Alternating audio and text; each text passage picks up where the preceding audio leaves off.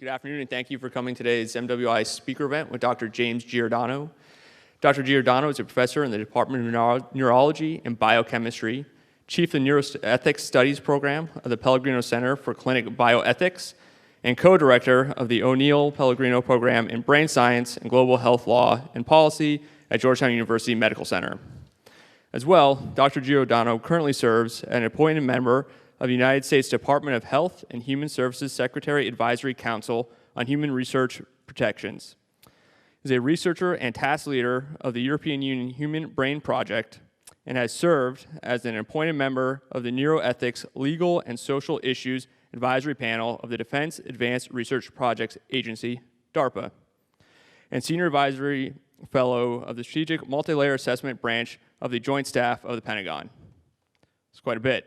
In his spare time, he has authored over 260 publications in neuroscience and neuroethics, 7 books, and 13 government white papers on neurotechnology, ethics, and biosecurity, and is an editor-in-chief of the International Journal of Philosophy, Ethics, and Humanities in Medicine. Dr. Giordano, thank you for joining us today. Thank you very much. No. Don't applaud now. Wait till the end because the performance pressure is much too severe if you do that. And my thought is you're probably not going to applaud at the end, but what I'm going to hear is the slamming shut of your sphincters with fear. That's good. That's been successful. It's a pleasure to be here. It's a real honor to be here. Is Cadet Yoshi in the audience? Hello. No PDAs, but I do want you to come up and say hello. Your mother says hello. Everybody has a mother. I know hers. So what we're here to talk about today is the fact that the brain is and will be the 21st century battlescape in many ways. End of story. We could stop it there and I could let you go back to your respective units and think about that for a while, but I'm here to tell you absolutely, as much as there's a big old Tyrolean nose on this face, that you will encounter some form of neurocognitive science that has been weaponized not only in your military career, but in your personal and professional lives, irrespective of whether those two things coincide or not. So the idea of the brain as the battlescape is very important. And more importantly is this other acronym that's up there, which is WMD squared. Please get used to this because this is going to be part of the idea of irregular warfare and ongoing military innovation in your careers. Weapons of mass destruction and disruption. Disruption and influence will be the key to creating peer capabilities and asymmetrical engagements. Let me say it again. It will be the key to creating peer capability and asymmetrical relations and engagements. If we talk about what brain science is, let me just give you a little bit of brief background on this field that is now called neuroscience. As a titular field, as a named field, neuroscience has only been in existence for 40 years. I know that because I've been a neuroscientist for about 38 of those 40 years. When I first applied to get into a program in neuroscience, there were only 4 neuroscience programs in the continental United States. 4. Right now, at this particular point, there are well over 200 dedicated university and collegiate programs, several programs at the junior college level, several programs at the high school level, and many, many dozens of independent think tanks and philanthropic organizations solely devoted to brain sciences. That's just here in the United States. Furthermore, what becomes critically important for you to understand is that brain science is not just a United States enterprise or effort, nor is it singularly an effort of the United States allies worldwide.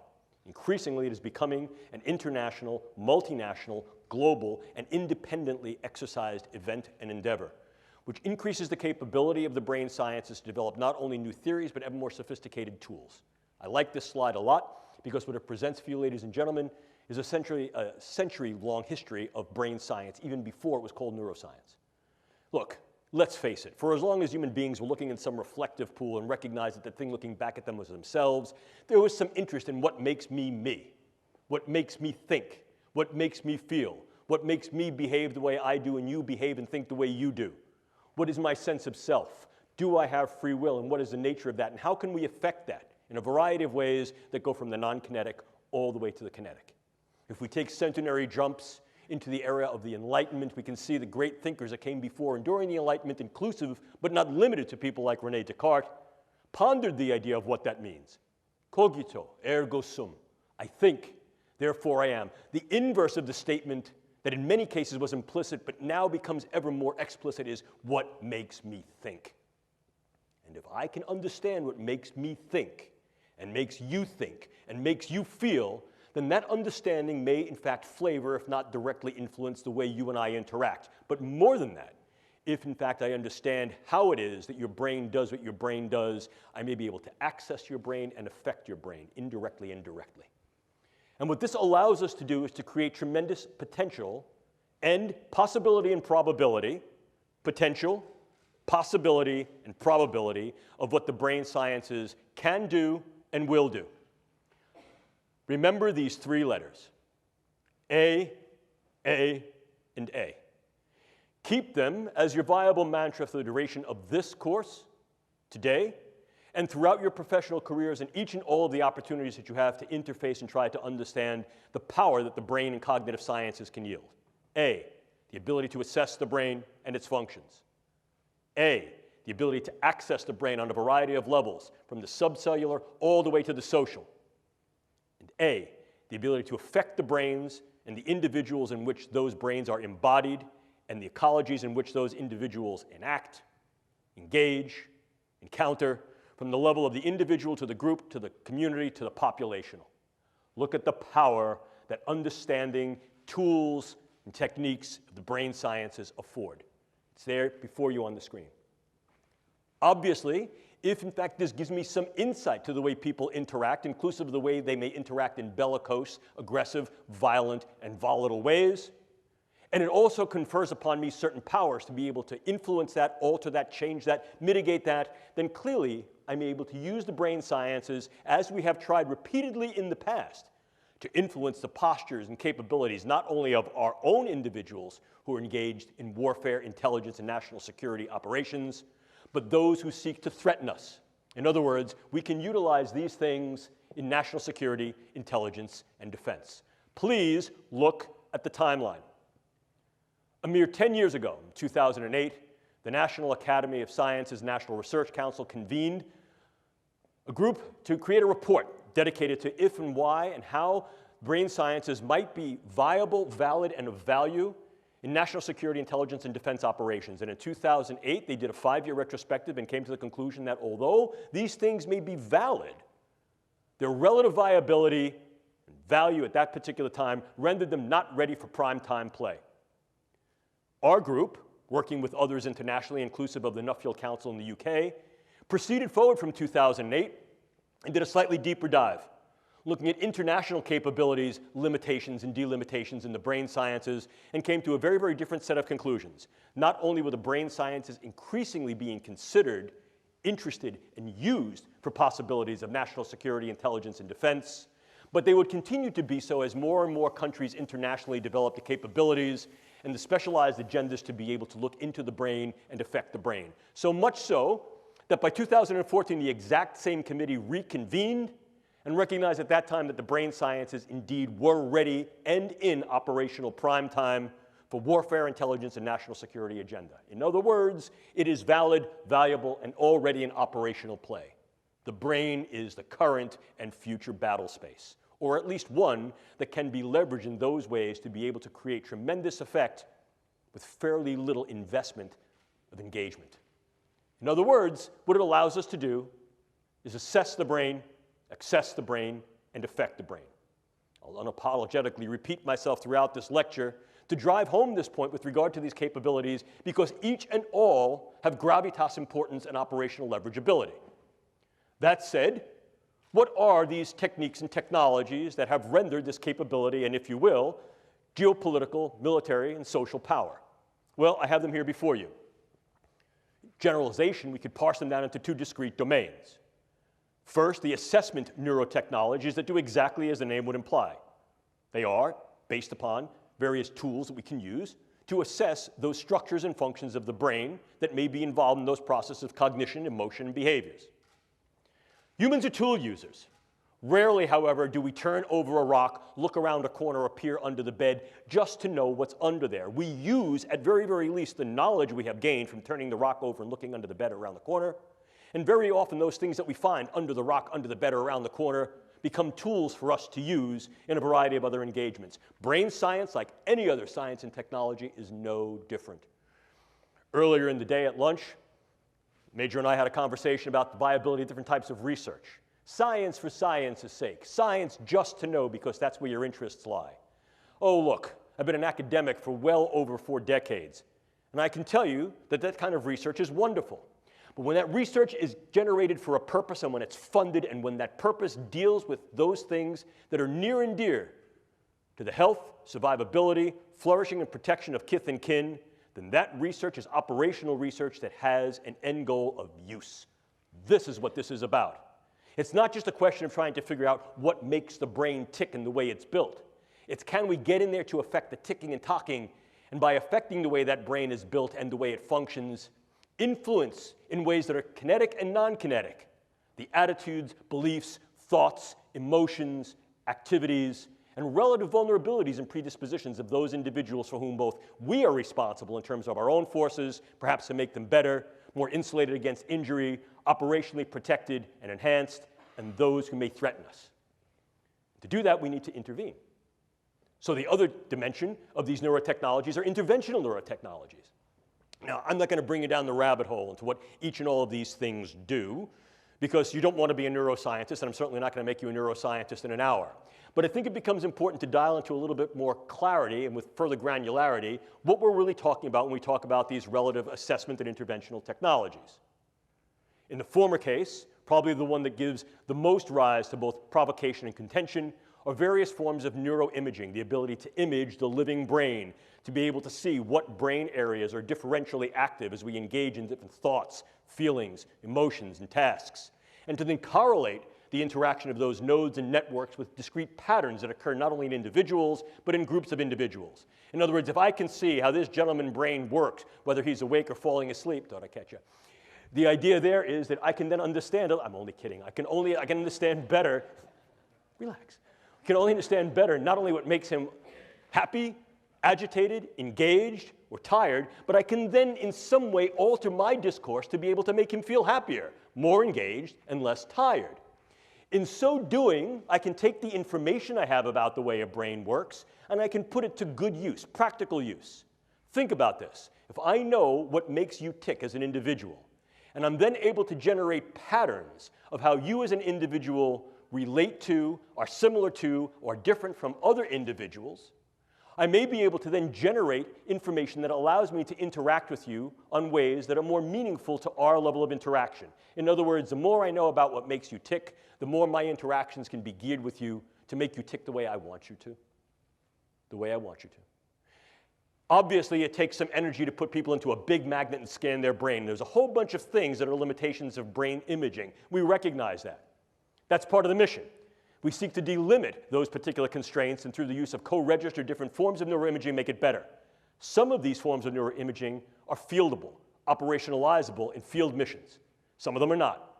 We're seeking to make these things more operationalizable, not only for military medicine to assess individuals who may have incurred brain injury and/or the effects of brain injury inclusive of things like PTSD and other forms of neuropsychiatric disorders, but also to understand better how it is that our individuals are able to think through certain situations, how their brains work, and be able to classify those individuals and perhaps specify the way we train them, the way we sustain that training, and then we maximize their performance. We can use other methods as well, genetics, biomarkers, and information. And that information is critical. One of the things you must learn is as military personnel, your demographic, biological, social, and psychological information exists in your jacket and is in fact retrievable in real time. That information becomes ever more important as we try to understand the you-ness of you. And the nature to classify that information, hold that information secure, doesn't only exist on the medical side with regard to your HIPAA records, but increasingly is becoming a concern for national security when these large-scale big databases of brain structure and function, physiology, biopsychosocial demographics become ever more available and ever more relevant to what's making you tick, what's making you talk, what's making you strong, what's making you vulnerable. And the fact that other nations, inclusive of China and Russia, are engaging in large-scale neuro-big data initiatives to be able to create large-scale databases that can join not only imaging and physiological, but as well as other forms of phenotypic and genetic data of the entirety of populations renders great power because there's great capability in that information to know where key points of strength and vulnerability may lie, and also to intercede, to inject information in some way be able to affect what appears to be your medical record, your personal record, the evidence that is you. And we can take that step to go one step further. The more I know about you and the more I know about the way your brain works as individuals, groups, communities, and even populations, the more I can utilize non-kinetic means, such as informational means of narratives, iconographies, semiotics, to influence your emotions and your behaviors. We can do this subliminally through computer images. We can do this more liminally through the types of engagements, interactions that we engage through psychological operations and informational operations. We can train better our human terrain teams to be able to interact with individuals in a variety of cultures, groups, settings, and ecologies to be able to improve their performance so as to be less distancing and more ameliorating. We can go further than that as well. We can also utilize these interventional technologies in those ways that may able to directly affect the brain. Probably the one that you've heard about most recently, most contemporaneously in the literature, is the possibility to use some form of directed energy to affect physiology peripherally and also to affect the physiology and health of the brain. Case in point here, US Embassy personnel in Havana and possibly in China. And of course, there's not a lot that I can tell you about that, although I am one of the researchers on that particular project. But this seems to be wholly indicative and supportive of the fact that this was at least some form of directed energy, whether it was wholly intentional or not, still remains to be definitively decided. However, the pattern of insult and injury to those individuals and the pattern of injury of who was affected strongly suggests that this was an intentional and directed engagement, and that this represents a beta test, a possible probe of a directed energy neuroweapon. And there are a number of countries that had developed initiatives and agenda towards developing just these types of things, the United States included. But you also have a whole host of other things that can go bump and bang in your brain. The more we understand the specificity of the brain on a very granular level, the more we're able to derive and develop particular types of drugs that not only can enhance and optimize the performance of our people, but can also be used to mitigate, militate, and in some cases manifest profound morbid changes in their people. In other words, against a hostile other. Drugs can be exceedingly specific, and as I'll show you in a moment, can be very, very much used to individualize weaponology in terms of what we call precision pathology or precision effect. We can go further. Clearly, one of the things we can also do is transcranial neuromodulation, the idea of going through the skull to modulate the node and network activity of the brain, to optimize the performance of key individuals in certain tasks and performances that are relative to their missional space. And we can also do that against hostile or perhaps belligerent others. We can go further to implant certain brain-machine interfaces. These are many of the DARPA programs that you may hear of now. Probably the one that is most notorious, in a very good sense, is something called the N3 program, which is the non-invasive neurosurgical neuromodulation program being run by their program manager, Dr. Al Mundi. The idea here is to put minimal-sized electrodes in a network within a brain through only minimal intervention to be able to read and write into the brain function in real time, remotely. The United States is not alone in such efforts. And then, of course, you also have the things that are a little bit more traditional. If we talk about things that can be operable in the biochemical space, we ordinarily talk about drugs, bugs, toxins, and ever more, we're considering devices. At the last Biological Toxins and Weapons Convention, the RevCon, it was then raised by the Australia group that we need to be a little bit more salient in our attention to those possible neurotechnological devices that may be able to be weaponized. Our group has also argued that the current considerations and extant categories of the Biological Toxins and Weapons Conventions are not detailed enough to be able to appreciate or keep pace with the advances in this form of science that can be weaponized that poses a risk and threat on the battle space. So, how then can we use these elements as weapons, means of contending against others? Formal definition of a weapon, right out of the Oxford Old English Dictionary. Means of contending against others. And we can do that in a number of ways. We can militate their behaviors and their thoughts in some ways as to make them more amenable to what we do, the idea of positive weaponology. Or we can, in fact, mitigate and in some cases completely nullify their capability, will, or engagement to fight. If we combine those two definitions into one, what we find is those agents that will either change individuals' thoughts, vulnerabilities, volatility to violence and aggression, or incur morbidity, dysfunction, and or mortality in such a way as to then mitigate the engagement altogether. You still with me? That said, we can break down any form of weaponology into two discrete categories: soft weapons and hard weapons. In the former categorization, soft weapons include but are not limited to such things like economic leveraging to create economics, market values, market presence, presence at international bargaining tables to develop international power and leverage as a soft weapon. Clearly, the more we're able to make an impact in a field, in a dimension, by virtue of research, medicine, technology, infiltration into a variety of areas of the public space, the more we're able to yield economic strong-arming, economic leveraging. I think an important consideration that I'll reiterate later in this particular lecture is that there are countries outside the United States and or the West that are increasing their capabilities by intent in the brain sciences so as to be able to gain this type of economic leveraging in international global markets, in medicine, science technology, and the military.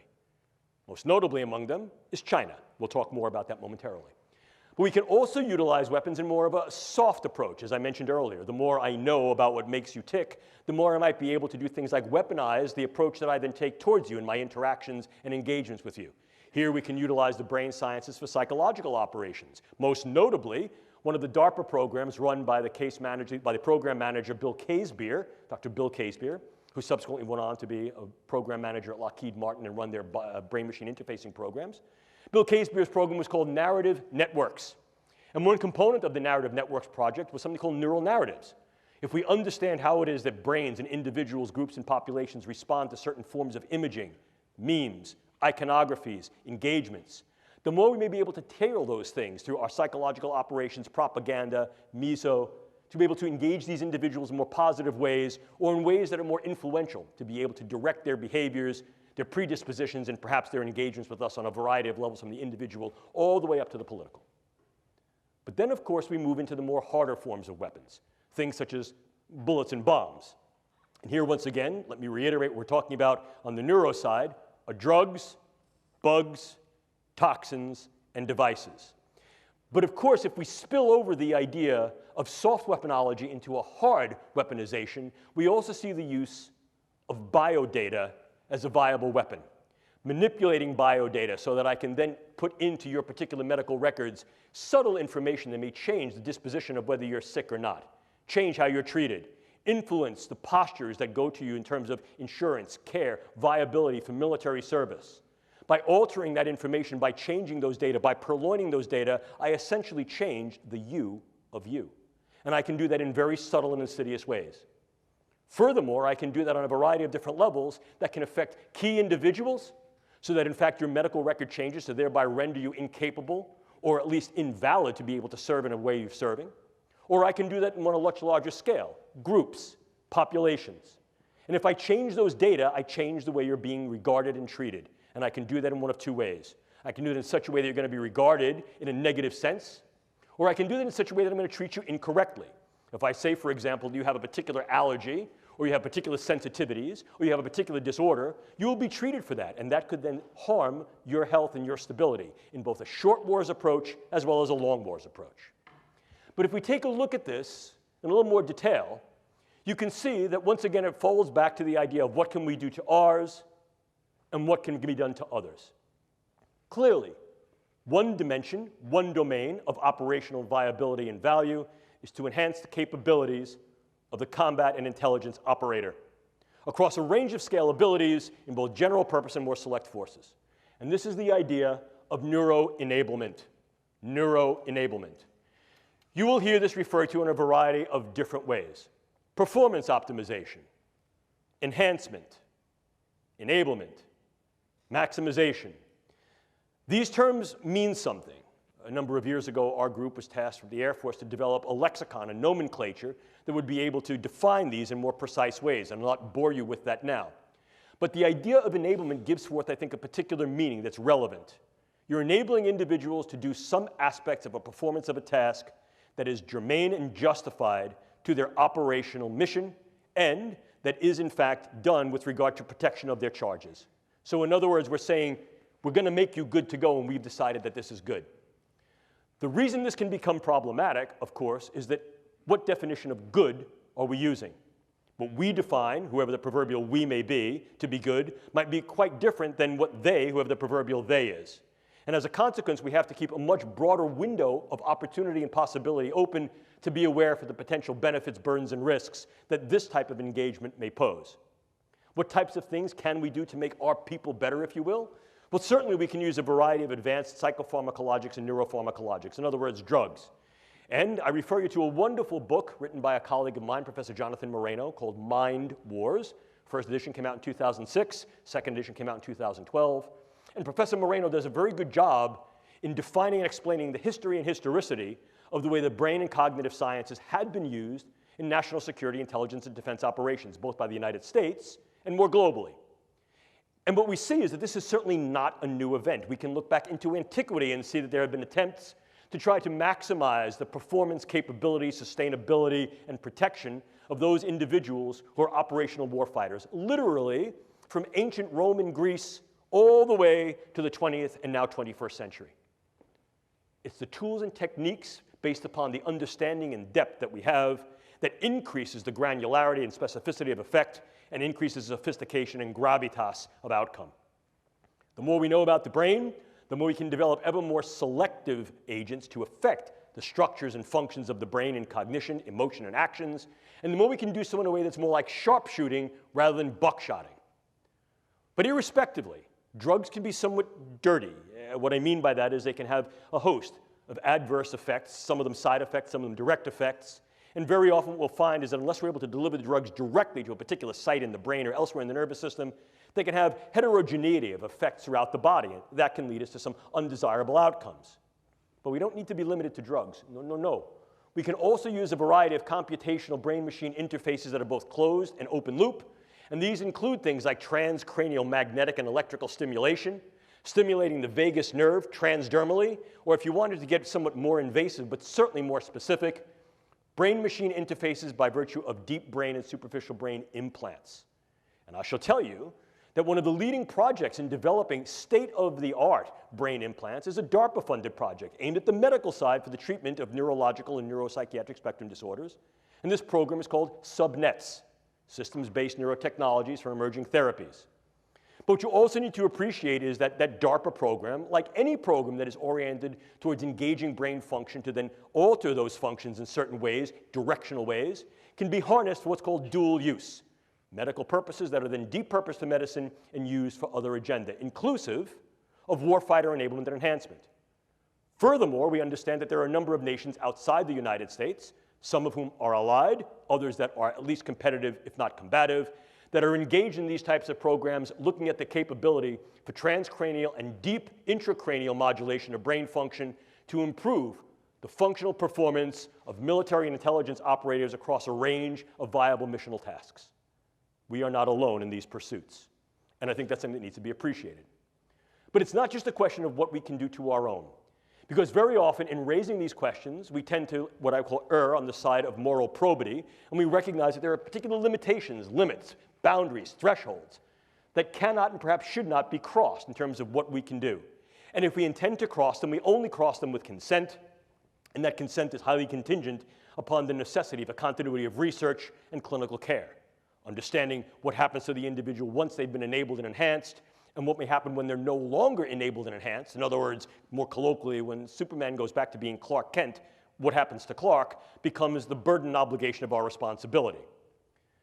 However, those ethics are not homogeneous on the world stage. And the idea of pushing the envelope of what can be done to the combat, warfighter, and intelligence operator, and perhaps more broadly, to those individuals who may oppose particular regimes and or may be military fighters against your own regime, is very often bounded by, and in some cases deconstricted by philosophies, cultures, and ethics of those individuals who may be competitive, if not combative to us. So in other words, this can also be weaponized against others. And this is where we get into the idea of novel neuroweapons. Once again, this is not necessarily new, but the momentum of this dimension of the field has accelerated as a consequence of increased understanding of the brain and increased capability to develop tools and techniques to access and affect the brain. So what are we seeing here? Well, take a look. We see in-close neuropharmaceuticals and organic toxins. What's new about this is the in-close nature of this. Increasingly, we're not seeing these things as weapons of mass destruction against gross aspects of the population, although certainly many neuroweapons such as sarin gas and VX and other forms of neurotoxic agents can be leveraged against large groups of people, but that's messy. More specifically, perhaps, might be targeting individuals on a level that allows either direct attribution or covert engagement with non-attribution. Let me give you an example of what I mean. So this gentleman is the leader of some group, a political group, a social group, a combative group, and under the veil of a white flag, he and I are now to have some kind of a caucus, a meeting. And during that meeting, what I do is I lace the rim of his drink, or his pen, or his seat, or something in his immediate environment with very, very low-dose drug or toxins that are going to affect his stability. They may affect the way his brain works, and as a consequence of that, they can affect the functions of his brain, his thought patterns, his relative emotionality, and the behaviors that go along with that. One of two things might happen. He might be completely incapacitated as a consequence of this, or he may change his level of capacity and engagement so that he went into the meeting thinking, I hate this guy's my enemy. He walks out of the meeting going, I love this guy's great. Now what could happen? If in fact this is a gentleman who has charismatic, financial, elected, or dictatorial power, it may be that his followers will then follow him blindly. He came into the meeting as a leader of those followers who were bellicose, who were volatile, who were violent and aggressive. He comes out of the meeting and he tells them to change their behaviors, and they do. Or I could sever the trust. By now, he leaves this meeting, he's espousing a very different philosophical stance and orientation, and his followers no longer adhere to his precepts, his tenets, or his lead, and I fractured the relative arrangement of trust, engagement, capability that he fostered, leaving that population disrupted and vulnerable to intervention, to a coup d'etat, to a junta, to some type of insertive reassumption of leadership. You see how this can work? Furthermore, I can use this very tactically. Some of these agents allow me to assemble the agent on site and not have to stockpile it, which allows me to take the components of this agent into and out of a country relatively covertly, target a specific individual, change or eliminate that individual with very little attribution and trace, and be able to leave prior to any attribution. Think Novichok. Or I could assemble very small quantities of this that would then allow a specific intervention, characteristically in a place that would not allow such an intervention. Think of the use of a derivative of Vx in an airport. But I could do more than that. I could also incur much broader type of ripple effects. And one of the ways I could also do that is with what's called high morbidity neuromicrobiologic agents. It's a real fancy way of saying neurobugs. But high morbidity neurobugs. I may not want to kill a lot of people. In fact, arguably, I may assume what is sometimes referred to as the Sailor-Malin mantra. For those of you who may be fans or students of military history, you may remember that Sailor-Malin, Wing Commander Sailor-Malin, was a South African who flew with the Royal Air Force during the Second World War. And he became well known during the Battle of Britain for shooting up German airplanes but letting them limp home, particularly bomber aircraft. And they would ask Sailor-Malin, oh, Wing Commander, why didn't you shoot that plane down? And his adage was simple. Better to have that plane return home with wounded crew who are spitting up their lungs, one dead crewman that they had to attend to and therefore divert their missional capability while in flight, than shoot them down. Because the psychological effect will be rippling and devastating. This is sometimes referred to as the Malin effect. What can I do? I can use a particular bug that I may be able to now modify through the use of gene editing technique that is ubiquitously available and fairly easy to use to take a bug that was previously relatively benign and non-pathogenic and make that bug virulent, pathogenic, dangerous. And then what could I do? I could introduce that bug in key sites. Des Moines, Seattle, Tampa, Newark, Houston. I'd get a few people sick. I'd do it on an airplane, do it at an airport, do it at a sporting event, do it on Black Friday.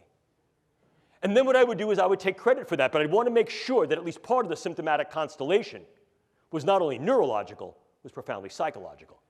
Agitation, debilitation, sweating, stomach problems, sleeplessness, cardiac problems, things that are what we call top-down neurological in their effect, brain to body and body to brain in the bottom-up cascade.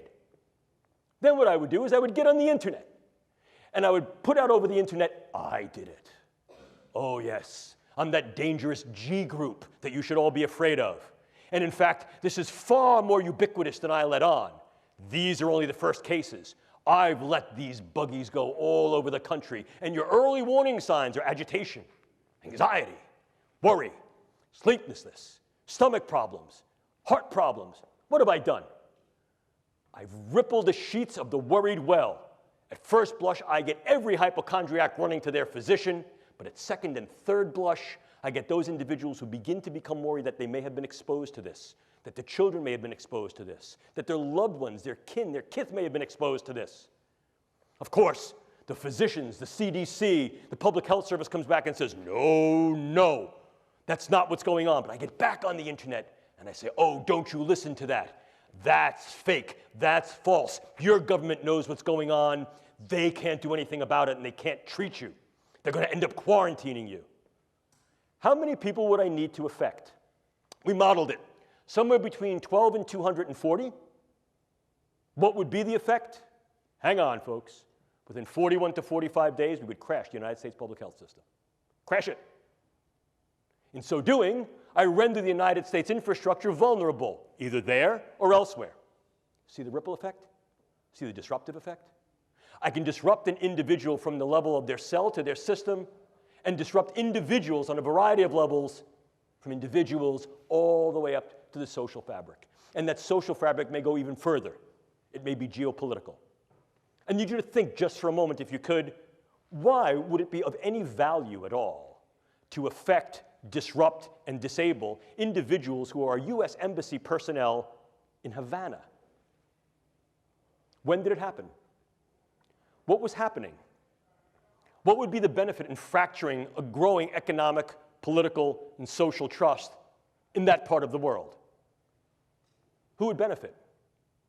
What would be the long-term effects, for example, of at least indicating that U.S. Embassy personnel and Foreign Service personnel are vulnerable to these types of threats?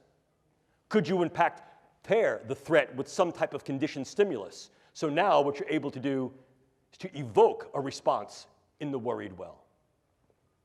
I only offer possible suggestions for your speculation and your consideration, if you will. We can even go further. One of the newest developments is that nanoparticulate matter can be stabilized for distribution. If you're not aware of what nanoparticulate matter is, it's that matter which exists on a scale of 1 × 10⁹. Very, very small. Smaller than a cell. And we can manufacture materials that have discrete properties that can be controlled by virtue of bioengineering and their physical chemistry. To auto-aggregate, to be able to aggregate in particular areas based upon their biological and or chemical sensitivity. But now we go one step further. Most recently, just a few weeks ago, it was announced that you could then aerosolize nanomaterials. And go one step further, I can create small robotic units, controllable robotic units at the nanoscale, and that these too can be aerosolized to create a nanoswarm of biopenetrable materials that you cannot see, that can penetrate all but the most robust biochemical filters, that are able to integrate themselves through a variety of membranes, mucous membranes, and wherever, mouth, nose, ears, eyes, can be then uptaken into the vascular system to create clumping, can affect the vascular system of the brain, or can directly diffuse into the brain space, and these can be weaponized. And they can be done in such a level that their presence is almost impossible to detect, and as such, the attribution becomes exceedingly difficult to demonstrate. How much of this material would I need? Take a look. This is the front of my pen. This amount of nanomaterial, if be able to maintain and sustain with regard to its deliverability and aerosolization, could in fact affect all of you, or based upon where I come from, New York City, all yous. Look at this. Look at this. I'm carrying that material. Would you see it? Would I have to lug a giant weapon into the room? No, I wouldn't. And what if, in fact, I utilized some form of an unmanned aerial device or unmanned ground device as a delivery vehicle? Something like a drone or a bug. Could I do something with that? But let's keep going. Could I also utilize a whole host of devices to be able to affect individuals close in, for example, during interrogations, during social engagements, during human terrain team engagements, or more remotely, in a room, in a theater, in an airplane, in a bus, in a store, in a mall? The answer is increasingly yes. So this then represents for us both a challenge and an opportunity. The challenge is that increasingly what we find is that neuroscience and technology is relatively easy to obtain. Many of the things that I've just spoken to you about are viable and obtainable directly to the consumer or directly to the scientist. We also know that many of the products that are available direct to consumer can be easily modified to create things that have a much higher weaponization potential. But more than that, we also recognize that there are dedicated efforts on the part of nation states and even groups of non-state actors and increasingly virtual nations that are using virtual currencies to fund research efforts in these areas. I'd like to think that I'm a smart guy talking to a bunch of very intelligent individuals, but let's face it, we're not the only smart people in the world. And if we're thinking this way, there are plenty of other people who are thinking this way too. Some of them are our allies, some of them may be our competitors, and some of them are combatants and hostiles. And this is, in fact, the reality. Furthermore, we recognize that the goal, particularly among the actions of the United States and her allies, is to fight for right and honor, but to keep our own honor clean, to take the moral high ground, if you will. And indeed, that has been the case in the majority of the United States engagements throughout our history. However, one of the things that may creep up here is that there's something of an abrogation, a prohibition, a proscription against engaging this type of research and its possible translation in the civilian sector. You heard earlier in the very nice introduction that Captain Bender afforded me that I've had the opportunity to work with the European Union Human Brain Project, specifically as a task leader for dual-use brain science. And one of the considerations that grew out of that was that absolutely none of those projects in the Human Brain Project, again, a multinational effort, can and should be uptaken into warfare, intelligence, and national security agenda. That's viable enough. The idea there is that these things should be used for only peaceful means. However, this also creates a challenge. And the challenge is simple. If, in fact, I choose not to train in particular ways, I choose not to train 3 days a week, if, in fact, those individuals who may choose to then conflict with me will then train in the ways that I do not and train on the days of the week that I will not, they may opportunize a select advantage. What do we do about that? Again, I think it becomes at least a problematic issue for discourse because we recognize that in many cases the civilian sector not only is not amenable to engaging in this type of research, certainly many are, but in some cases should not engage in this type of research for those very proscriptions that I alluded to momentarily. However, the question then becomes, how do we appreciate the international challenge, risk, and threat that the advancements of the brain sciences and cognitive sciences offer for global weaponization with the brain as the next battlescape? Clearly, it defines some type of a solution space, and there have been those that have posited, myself included, that there should be more directed, more detailed, and more dedicated government efforts in this particular domain, so able to advance the brain science in ways with sustainable funding to understand what the potential risks and threats are, and to develop a stance of preparedness. This becomes increasingly important when we take a look at those countries that have notable and identified programs of high level of investment of GDP and or other levels of economic investment to advance the brain sciences in those ways that are either directly usable or have some, what I would call, explicit dual use capability. An important consideration that I want you all to bear is that current estimates based upon trend analysis is that by 2025, greater than 50% of research, development, test, evaluation, and possible use of brain sciences in general will occur outside the West. Outside the West. Furthermore, we understand that there has been a directed effort in China to be able to engage the current and future 5-year plans, to be able to advance brain science in those ways, to be able to have a higher level of gravitas with regard to the research, its capability, and its translation in medicine and other agenda, inclusive possible dual use and direct use within warfare, intelligence, and national security. This creates opportunities for research tourism, medical tourism, and market capture. And again, that market capture can be leveraged as economic warfare in terms of being able to destabilize the global market and the global economics that is relevant upon this form of bioscience and technology. But we also recognize that these things are being used for military applications.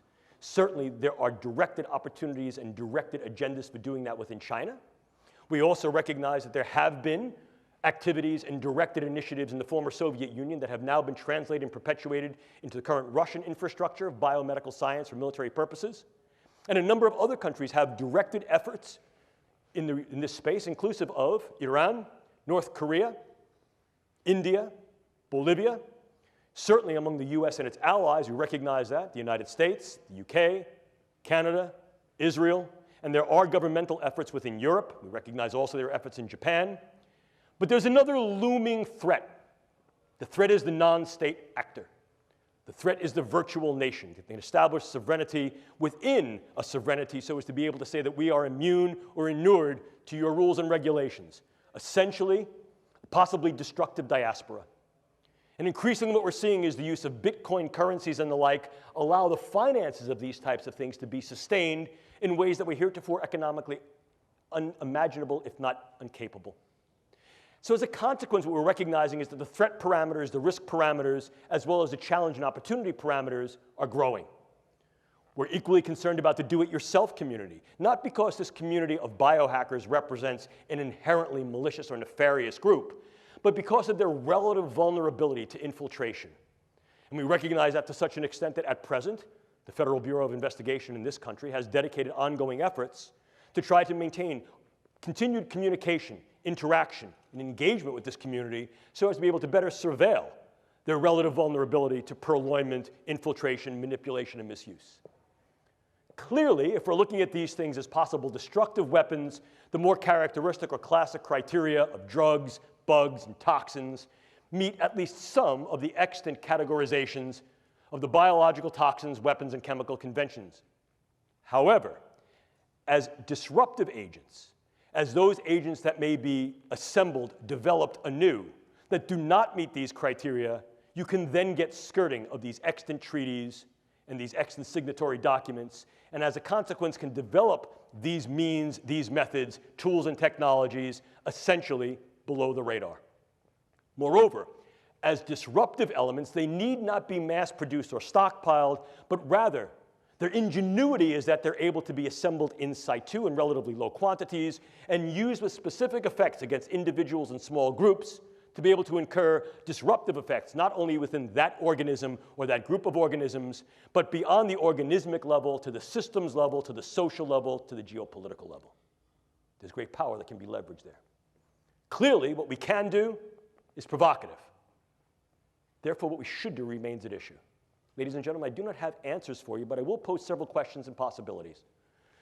One of the things we have to understand is that this represents, if you will, a bioscientific speedway. Consider the true speedway. Lots of entries. I've already shown you the entries. Very fast pace. The speed of translation from concept to construct in the brain sciences is about 60 calendar months, and increasingly that's being compressed. So the developments in the brain sciences that reach a tech readiness level can be achieved within 48 calendar months. It's very fast. Certainly we know not only there are many entries, it's very fast, but the prizes are tremendous. Economic prizes, prizes of notoriety on the biomedical front, prizes of power, capability, and weaponization on the WINS front. Weaponization, intelligence, national security front. We also recognize that there are risks and possible harms, not only to those who are on the track, but to those who surround it. So the idea is, if in fact we're going to move into this space, how can we move into the space with some prudence? How do we move into the space pragmatically? And how do we move into the space in such a way that is prepared? Our group was tasked with developing these protocols and paradigms, and we refer to them as the operational neurotechnology risk assessment and mitigation paradigm. The on-ramp to the neurobiotechnological speedway, if you will. I won't bore you by reading the slide, but I do want you to pay particular attention to the lower box. That's Zig Brzezinski. In 1970, he was prescient, had forethought, foresight, and said in 1970, in the coming decades, we will see an increasing viability and value of being able to affect the neurocognitive space. There was something of the sort of crystal ball in that statement. We are there, and increasingly will be ever deepeningly there based upon not only our own initiatives, but those initiatives of groups around the country. This is a space that we need to at least be prepared for. A simple precautionary principle will no longer obtain. Why? Number one, it shouldn't. Number two, it's anachronistic. Just because we recognize that in some cases, the risks may be high and there may be certain benefits, a simple precautionary principle says if the risks or threats outweigh the benefits, don't go. However, we need to also be equally preparative and take a more advanced precautionary principle that says we must examine the potential, the probability, and the possibilities of what those risks and threats are relative to the benefits of a stance of preparedness. And preparedness very often includes engaging the research to understand how these things work and how they can be used. How do we do it? Well, these are some of the contingencies that I offer simply as proposition for you. I ask you to consider them. Number one, what is the technical rightness of any and all form of neuroscience and technology in these types of agenda? What are key situational variables that may be germane to its use or non-use? Is there evaluation or some revision of the various ethical concepts that may be able to guide these uses in practice? And might we need to develop, in some cases, new frameworks, new foundations of ethics that are more applicable, given the fact that the science and technology may be running at a speed to which our ethics and policies may not yet be apace? I'm not going to bore you with these contingencies, but what I want you to do is pretty much go down to the very, very last one. The idea here is can we utilize neuroscience and technology? And if the answer is yes, we can, should we? And if the answer there is we already are, and there are some domains and dimensions by which use should be advocated, for example, non-lethality, least harm, doing less harm than other forms of interventions and engagements that are currently in use, being able to mitigate individuals' capacity or willingness to engage in volatility. In other words, improving the capacity for individuals to gain capability to get along, well, perhaps there's some value there. If these things are going to be used in a more hard weaponized approach, are they being used in those ways that are less harmful than other extant weapons? And/or what are the postures that we should adopt if, in fact, another nation utilizes this form of weaponology? What represents what I would consider to be comparative or appropriate proportionality? And ultimately, if, in fact, we're going to move into this space, and I think we are moving into this space realistically, not only now but ever more in the future, we have the obligation and responsibility to assess whether or not the contingencies for consent to treat our own people are in place. In other words, if there are things we're going to do to optimize the performance and capabilities of our own personnel, and if there are things that are being done on the world stage, inclusive perhaps by us and our allies, that could mitigate, affect, or manifest change in other personnel, are we prepared to accept those responsibilities?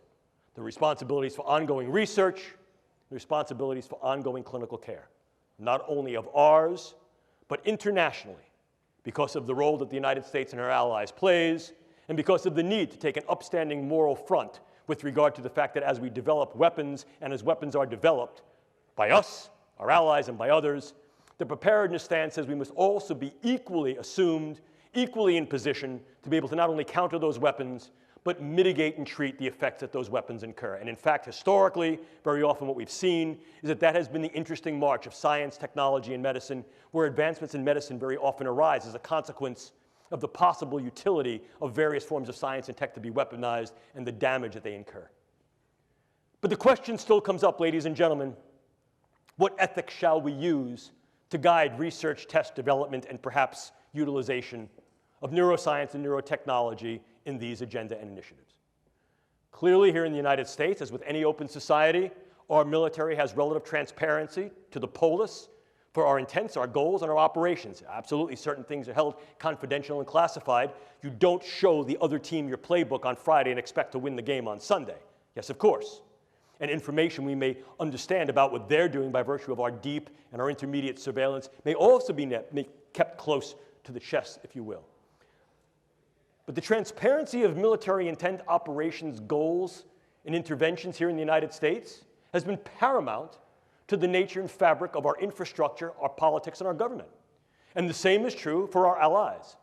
So at least part of this needs to be at least relevant to, afforded by, and guided through civilian ethics. Why? Because in many cases, it is the civilian institutions that to date have been involved in at least some of the research and development that can be uptaken into dual or direct use agendas. And as such, these things are subject to, and I think validly subject to, civilian ethics of science and technology or biomedical ethics. But if we move increasingly away from that, if we say that indeed the proscriptions and prohibitions, such as those that are being proposed and leveraged by the European Union Human Brain Project and throughout the world by things like dual-use research of concern treaties, such as that which was developed at ASILMR, are taken to heart, And civilian agencies, institutions, and organizations are essentially sort of debanded, disbanded, debarred from their engagement in these types of activities. Who then will uptake the torch? Increasingly, there's been some interest, consideration, and real discussion as to reinvestment in government agencies and government-sponsored agencies that are specifically and explicitly dedicated to these pursuits. So to avoid any confusion what the intent is, and to also avoid any confusion as to who's doing what. We don't want to get another scenario, such as we do with Robert Oppenheimer looking at the first test of the atomic bomb and going, "What have I done? I am death." Dr. Oppenheimer, what did you think you were doing? We don't want to have those confusions. We want to make sure that, in fact, those who engage the brain sciences for biomedical purposes of wellness, lifestyle, and enhancing the human condition are not necessarily confused with those who may then uptake these things into WIN's agenda. But if that's the case, and these things are moving more into governmental institutions, organizations, and initiatives, are civilian ethics even viable any longer? And if we engage military ethics, what military ethical principles will we engage? The use, development, research, surveillance of these particular things for just war? And if, in fact, these things are not used in a strictly warfare fashion where war is declared by the use of these agents, yet they still tend to be bellicose or disruptive, can we then say that we can justify their use? In other words, not just a just war, but their just use within this frame of conduct, whatever this may be. And/or can we revive another older and less known tradition, which is called jus contra bellum, which is justification for the use to prevent warfare. Here, the use of the neurocognitive sciences and intelligence, human terrain teams, psychological operations such as narrative networks, may be viable to de-escalate the volatility and vulnerability towards violence and combativeness. But again, we need to consider to what level we will engage this and whether or not the current ethics that we have in place are viable and valuable to do this, and how these things can then be rendered on the international scale. Because if, in fact, this is going to demand the multinational global discourse that it will, then clearly the global relevance of any ethical approach needs to be considered. And ethics very often is said to have a big mouth but no teeth, but policies and international law has choppers that can, in fact, be retributive and can bite. What do these developments then incur for ongoing iterations of the Biological Toxins and Weapons Convention, as well as other treaties, policies, and international laws that may help to guide, direct, if not regulate and govern the use of these particular implements? So the situation we're faced with, ladies and gentlemen, is as follows. As we begin to untangle the Gordian knot of the brain through the development of neuroscience and technologies, we've come to the precarious position of opening the proverbial can of worms of if, how, in what ways, to what extent, and when these techniques and technologies will be used in weaponized intelligence and national security agenda. I submit to you, ladies and gentlemen, that can has already been opened. It'll be our job, and increasingly your job, to be able to navigate this new terrain, this brave new world, and what it incurs. This is Atlas. And the idea of Atlas was that Atlas balanced the integrity and well-being of the world upon his shoulders. I disagree. Atlas of the 21st century, as you see here, balances the world upon her head.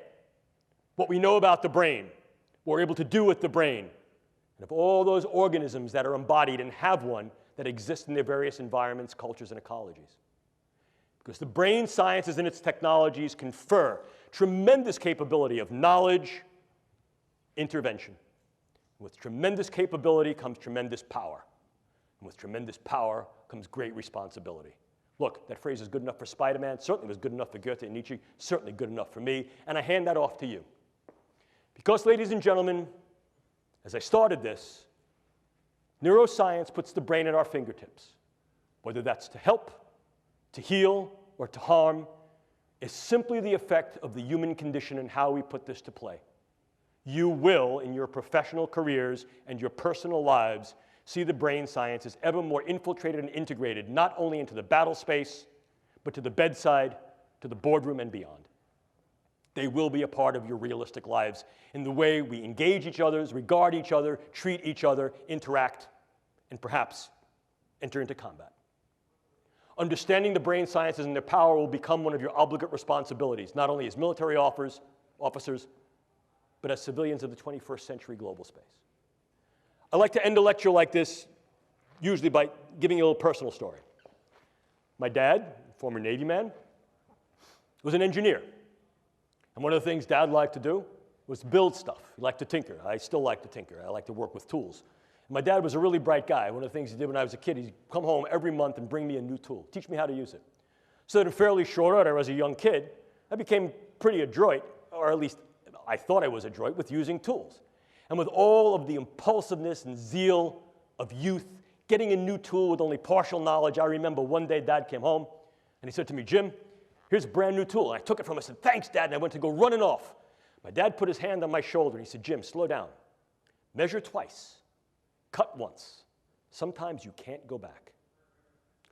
Ladies and gentlemen, these are the brain sciences. They can and they will increasingly be used in national security, intelligence, and defense agenda globally. We need to measure twice and cut once and make sure that the cut that we make is one that is for good, one that is for right, and is one that does not cut our own throats or the throats of others in those ways that are irreparable. I leave you with my father's wisdom.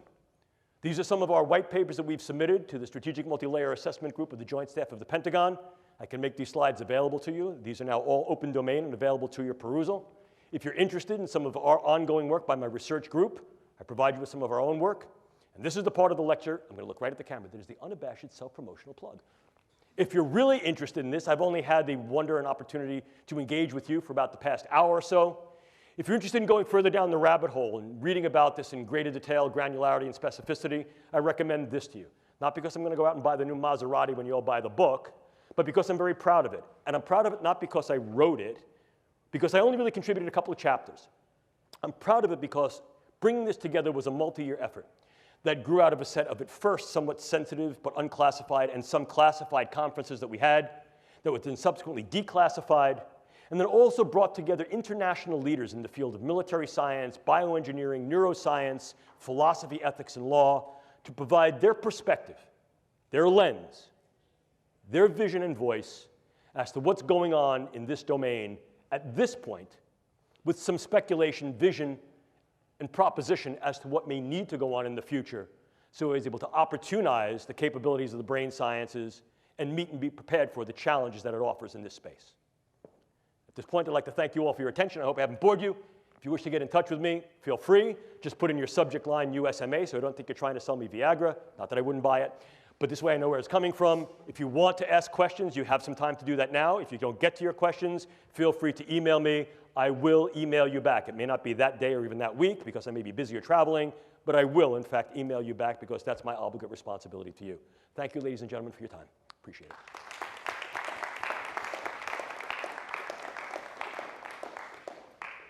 If you guys have any questions, we have about 5-10 minutes. Yes, sir. It's not really a military question. I'm just curious what you think of Michael Pollan's new book and the role of psychedelics in society.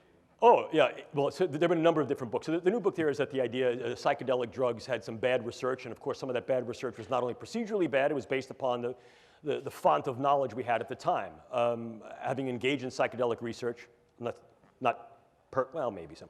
Having engaged in psychedelic research, one of my first projects actually was looking at methylene dioxymethamphetamine ecstasy under United States Navy grant for the possibility of weaponizing ecstasy as a volatile agent, as a viable agent, particularly against submariners.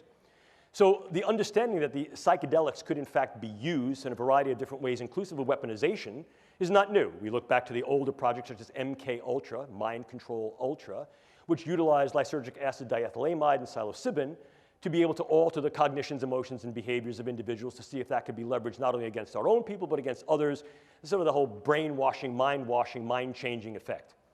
However, one of the things we've come to recognize is that the mechanisms of these psychedelic agents is far more specific than we thought, and in fact, can be incurred at far lower doses than were heretofore attempted either experimentally or in social practice.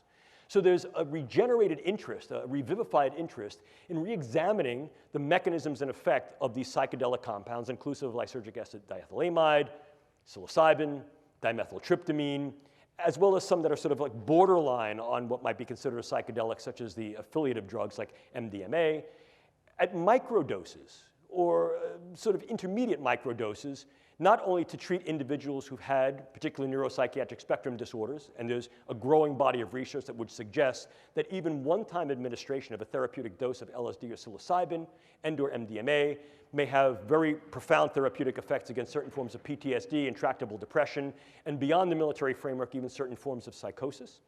We also recognize that these things may be useful in treating forms of TBI, treating other forms of psychiatric and neuropsychiatric disorders, and may also be viable as performance enhancers, particularly if given in a very specific regimen at a very controlled dosimetry. So to think like so many other things, the more we're learning about the brain suggests to us not only what we know, but what we didn't know, some of the errors in our previous ways of experimentation and empiricism, and that allows us to revisit these things under a newer and I think more granular perspective that I think may demonstrate certain benefits, as well as giving rise to concern about certain burdens and risks. So I think that it certainly warrants continued research, and I think that we need to be cautious in how we interpret that research and its translational effect, but I think there's great benefit to be gained there. Did I answer your question? Other questions? Yes, sir. So I had a similar question. So in regards to the enablement of the warfighter or intel operator, do you think one day the military would change its stance towards legalizing the use of pharmaceuticals or nootropics such as modafinil or Adderall to... Yes. Yes. In fact, I can tell you some ongoing research that's being done now by the Air Force Research Laboratory that's looking not only at the comparative use of what's called nootropic agents, as you said, modafinil and some of the newer ones. They've been around for a while, but they're sort of new with regard to the light of their potential utility. Some of those drugs like as piracetam, pramiracetam, oxiracetam, these have been around for a long time, but now we're understanding their mechanisms a little bit better, and we're recognizing how we may be able to use them in concert with other agents, inclusive of something like caffeine, and or how we can also utilize these agents at lower doses that are much more safer dose, that can also then be co-potentiated through the use of various devices. Here, we're talking about the transcranial devices such as transcranial magnetic stimulation and transcranial electrical stimulation. And if you're interested in some of this work, I refer you to a colleague of mine who's at Air Force. He's a Wright Pat, and his name is Andy McKinley. Just look up some of Dr. McKinley's work in this area. It's stellar. It's leading edge. And the Air Force Office of Scientific Research is funding a number of different projects that are looking at exactly this mechanism. Can we engage certain brain substrates, nodes, and networks through the use of new pharmaceuticals or older pharmaceuticals that are redosed or pharmaceutically delivered in different ways to be able to maximize key aspects of the processes of those neural functions that are operative in key tasks for the intelligence operator or warfighter. And in so doing, can we then take a slightly different stance on our postures towards the viability and value of these drugs under controlled circumstances for the warfighter or intelligence operator? And I think that's the general idea. Okay? Did I answer your question? Cool. Other questions? Going once, going twice. Thank you all.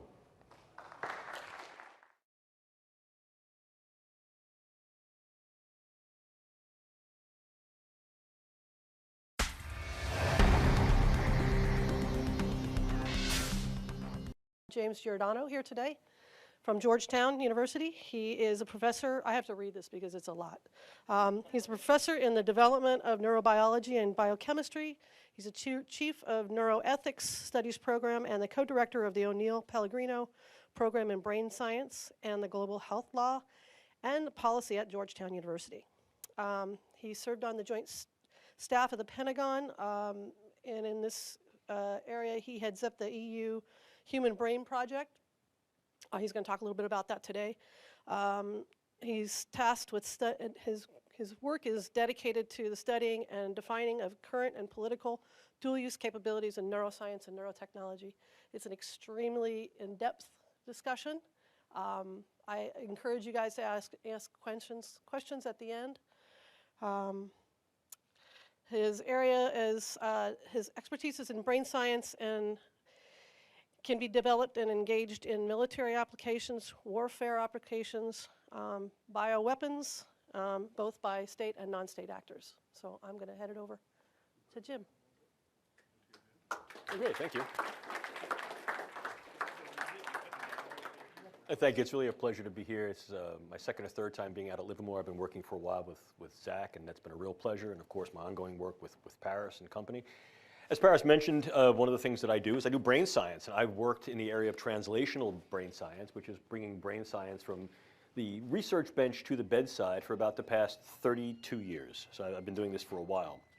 Brain science, as you may know, has also had a fairly rapid development and trajectory of its capabilities, moving from fairly simple approaches to studying the brain to far more complicated approaches that I'll talk to you about today. But like with so many other areas of science and technology, the capability that is conferred by the science, that is the knowledge, and its techniques and its technology, therefore its tools, giving us implements, to affect in some way a biological system, renders it relatively powerful to do a whole host of things.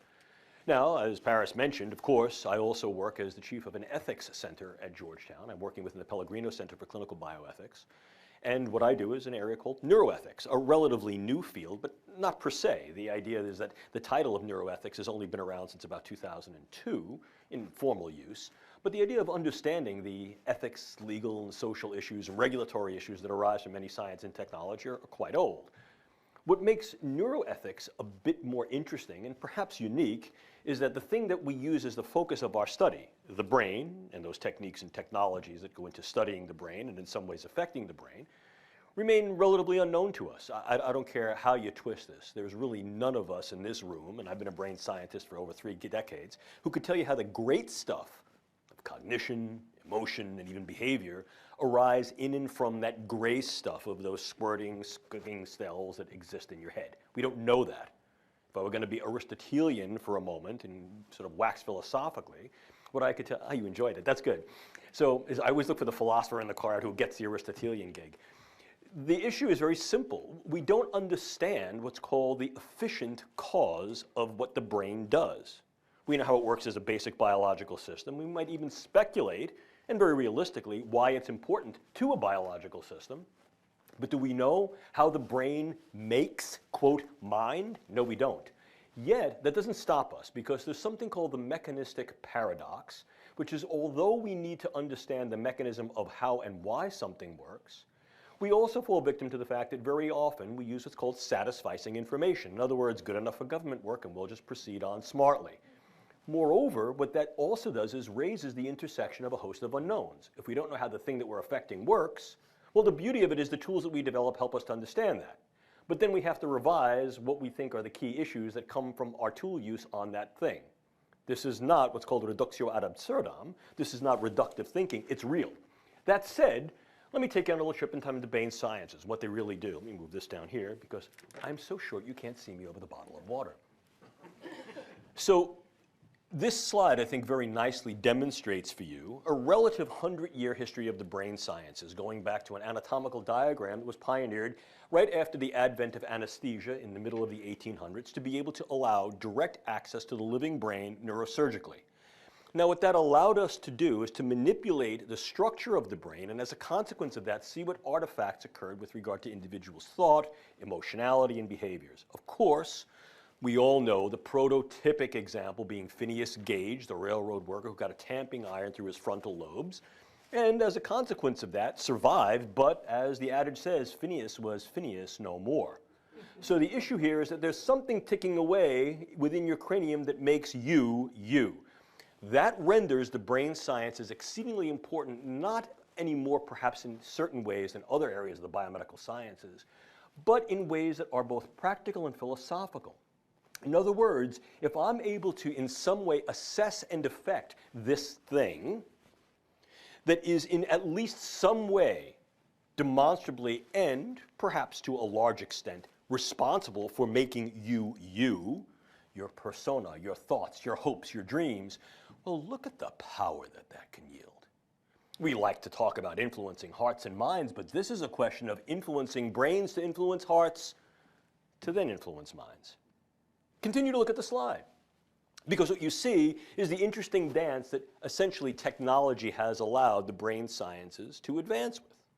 We've gone from these rather rudimentary examples of utilizing these techniques of surgery during the beginning of the last century, the 1900s, to being able to utilize ever more sophisticated anatomical and molecular probes to understand the brain at a variety of ever more nuanced and granular levels, and ultimately to not even have to intervene with the actual structure of the brain, but to be able to assess the brain in real time, utilizing convergent forms of neuroimaging coupled to a host of neuroelectrophysiological techniques. This has been very, very important, because what this allows us to do is essentially something akin to this, both literally and metaphorically, which is to essentially put the brain at our fingertips.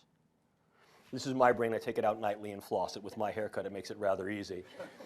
But there is something I want you to also understand about this. If you were to do exactly as I'm doing here in this slide, which would be to put your brain in front of you, first of all, the mere size of it, I think, is somewhat interesting to people. We tend to think it's a lot larger. It's not.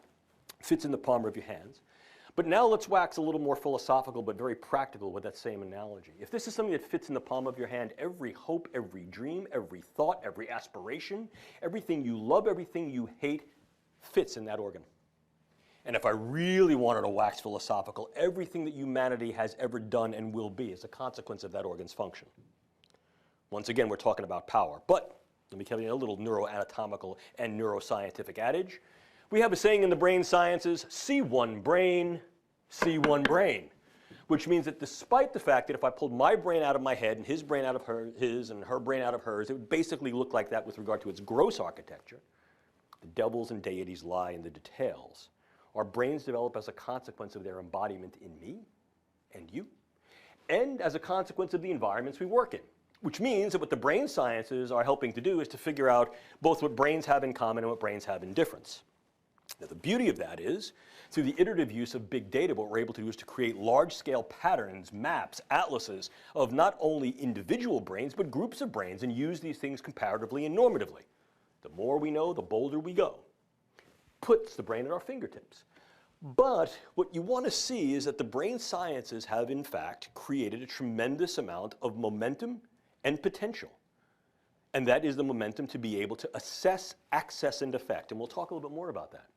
What it really does is it creates an opportunity to affect the way humans think, feel, and behave on a variety of levels. And those levels don't only extend within the individual organism, in other words, being able to affect thought, emotion, behavior with regard to ranging all the way from the synaptic to our social interactions individually, but it also allows us to then exert certain levels of intellectual assessment, knowledge acquisition, and control about human relations on the individual to cohort to group to community to local, regional, even global scale. And obviously, we can in fact use that information and arguably the capacity to be able to not just use the information, but to actually physically affect the brain through these techniques and tools in ways that are important to, meaningful for, and highly leverageable within national security, intelligence, and defense agenda. This is no different than other forms of science and technology. Arguably, one could say that the individual with the most sophisticated science and technology has always looked to bring those into those agendas to defend kin and kith, to be able to advance an ideology, to be able to defend those things we hold dear. History teaches us that. The latest and greatest tools are very often incorporated into these large-scale agenda, particularly by mechanized and technological countries. We've seen this historically throughout the ages, this being no different. So the idea that what we're able to say is that the leverageability of the brain sciences extends from the synaptic to the social, and from the individual to the global, is not just a lot of fancy rhetoric. It is, in fact, real and realizable. Moreover, in utilizing the brain sciences in these ways, I think it becomes important to understand a formal definition of a term that I will use repeatedly throughout this lecture. This term, a weapon. As directly cited from the Oxford English Dictionary, there are two interactive and I think important definitions of a weapon you need to understand. The first is as a means of contending against another. We hear this colloquially, someone who has a great sense of humor, so, oh, their sense of humor is a real weapon. In other words, they can use it well to interact with others positively and in some cases derisively. The old sort of film noir movies where it showed the sultry woman sitting in the bar and she'd show some leg and be like, those gams are a weapon. Those kind of things. Yeah, it's a means of contending against another. For those of you who are far younger than I, gams is a slang for legs. It doesn't necessarily have to be in a derogative or denigrative way. It is a way of contending against another. I can use humor as a weapon to disarm someone. I can use affability as a weapon to make what may have been a potential foe or hostile my friend. But I think the way that we use the word weapon more colloquially is the one that comes to mind and should not be ignored in this context, which is this, something that can be used to injure, defeat, and or destroy another, a potential enemy. Put them both together, you have this wonderful 25-buck definition, and I usually impugn anyone who reads off a PowerPoint slide, but I just want to reinforce the definition. Something that mitigates aggression and fosters thoughts and feelings of affiliation or passivity. Oh, in other words, if I make my enemy my friend, not my enemy any longer, that's still weaponizable. And or something that incurs burdens of morbidity and or mortality. The idea of this is something not only used to influence and deter, but actually to, in some way, mitigate or prevent an individual from exercising those actions towards me and mine. If we look at weapons and we were to trace these historically, I think Ruddington provides a very, very good overview of the history of weapons. There are a number of different books that could provide this for you. Everything from somebody picking up a rock and using it a la 2001: A Space Odyssey, all the way up to the contemporary use of very, very sophisticated forms in S&T. What we see is as the momentum of S&T increases, the weaponizability of that science and technology in a variety of realms also increases. It used to be that I need to be exceedingly close to someone to now influence them with a weapon, and now what we see is we create both distal potential as well as much more capable potential to affect them in a variety of different ways, ranging from the sublime all the way up to the severe. So we know this to exist. There are two types of weapons, those that are called soft weapons and those that are called hard weapons. If we now take a look at the brain sciences as weaponizable, a real word, by the way, we can see that, in fact, the brain sciences are weaponizable across both dimensions: soft weaponizability and hard weaponizability. In the former sense, we're seeing that the neurosciences can be used to gain economic leverage, not least of which is because neuroscience and technology commands and captures $175 billion with a B dollar annual market space. There's a tremendous amount of global economic leverage that can be occurred and affected, but can also be used for somewhat softer applications in the national security space, inclusive of intelligence purposes and the use of neuro and cognitive sciences to develop insights to and techniques for psychological operations and information systems, what is referred to in military parlance as PSYOPs and MESO. If we now transition that into more hard forms of weaponizability, these are the areas where we're actually looking to exert physical, not just cognitive influence and or deterrence. These are your more classical forms of weaponization where you actually see things like guns, bullets, bombs, etc. But now, when confined to the biological space, we see chemicals such as drugs and other chemical agents, biological such as the use of various microbes, both bacteria and viruses and toxins, and increasingly devices, which up until quite recently were not even considered to be in the weaponizable space, and only very recently, with regard to the last review conference of the International Biological Toxins and Weapons Convention last December, did the Australia group raise the possibility that certain devices, namely neurotechnology and hybrid cyborg type devices, which we'll talk about, should be considered within the larger scale of what might be a potential biological. So what we're seeing is we need to cast a broader net as we increase broader and ever more sophisticated capabilities. Still with me? Okay. In fact, what we're doing here is just this. We're targeting the brain. And we're targeting the brain on a variety of levels. Now, like any good target, what I have to be able to do is I need to put the pipper on point. In other words, I need to put this gun sight, so to speak, where I want it to be. Otherwise, what I'm doing is I'm just hosing a target indiscriminately. That's not what I look to do. I don't want buckshot. I want sharp shot. So the first thing that I need to do, as anyone will tell you, is I have to recon my target area quite well so as to be able to acquire viable targets and also to avoid collateral damage. The assessment neurotechnologies do a very good job in doing that with increasing sophistication. They're not used individually. They're used in a way that's called co-registered. I can use forms of neuroimaging, and these are diverse. They run the gamut from the older forms, such as things like computerized tomography and single photon emission tomography, to the much newer forms that utilize a highly specific electromagnetic pulse signal, not only to be able to image certain brain areas, but also to image tracts, communicating networks and nodes within the brain in a directional way in rather rapid time. I can utilize neurophysiological recordings such as electroencephalography, and I've dialed in the specificity of that as well through the use of quantitative techniques. I can also look at neurogenomics and neurogenetics, taking a look at genetic profiles of individuals and groups to be able to determine what genes may be in fact coding for certain structures and functions of the brain. I can utilize proteomics and other forms of biomarkers, and I can utilize neurocyber-informatics. In other words, I can harness all of these forms of assessments to a big data approach that allow me to make both comparatives and normative indices, not only within an individual, but between individuals, not only between individuals, but within and between groups on a variety of scales. So the idea of assessment technology, in many ways, combines each and all of these, and the combinatory power of that is facilitated and fortified through the use of big data. We've written comprehensively about the use of big data as a force multiplier in neuroscience and neuroweaponology, and if you're interested, I'd be happy to provide that to you. But the idea here is, like so many other forms of recon and evaluation and assessment, we as humans tend not to turn rocks over just to look what's underside. We turn rocks over so we can use what's under there. The brain is no different. If what I'm doing is I'm trying to put a pipper on target and make sure it's square on point, I want to do something with that.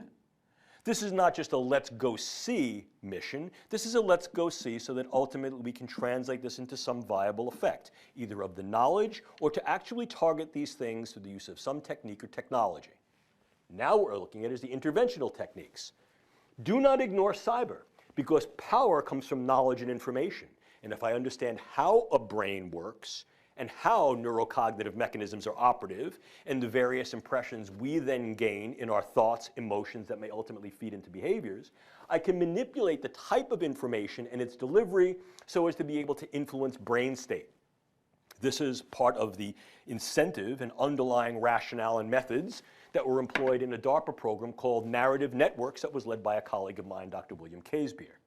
Exactly at doing that. The more we know about the way a brain works, the more we can utilize said information to develop key narratives of psychological and meso operations that are then viable to be able to then be used to influence individual and group brains. We've done this for a long time. This is also referred to incidentally as neuromarketing. And ordinarily, I just kind of shy away from that neuro prefix because people tend to use it literally nonsensically. And in fact, a quick homework assignment for those of you who are students in the room. I never lose my professorial demeanor. For those of you who are students in the room, after the lecture today, sometime maybe over the week or weekend, just go to a magazine store, a bookstore, and pull out a few magazines. They don't even have to be science magazine. They can be like fitness magazines, Wine Spectator, Whiskey Advocate. My God, I sound like an alcoholic. Whiskey Advocate, Shape, Vanity Fair. I guarantee you that there's going to be some discussion there with a picture of a neural image that says, this is your brain, fill in the blank. Drinking beer. This is your brain in love. This is your brain after a breakup. We like to use the brain sciences to sort of import this type of information. And moreover, the idea that we're able to utilize this in a way to understand how brains work to influence various marketing stratagems is becoming ever more the norm. I have a colleague of mine who makes big six figures working for a marketing firm to be able to intuit these types of studies, bringing people into a scanner and seeing what they respond to, and then developing verbiage and image to be able to do just that. That narrative extends beyond the commercial space. It also extends into the defense space. And I refer you to a group of reports that we've been putting out over the past few years through the Strategic Multi-Layer Assessment Group that's headed by a fellow named Doc Kabayan at the Pentagon that looks exactly at that, the neurocognitive dynamics of deterrence. This is still somewhat soft. We still tend to rely more and more on the older forms of get in there and do the job. And now what we're looking at basically are things like drugs, bugs, toxins, and devices. One more time, drugs, bugs, toxins, and devices. Each and all of these being capabilized by ever more sophisticated, ever more advanced, and iteratively more capable doable forms of neuroscience and technology. We'll talk about each of these in some detail. But what we're able to do with these is not only develop better drugs, but more specific drugs.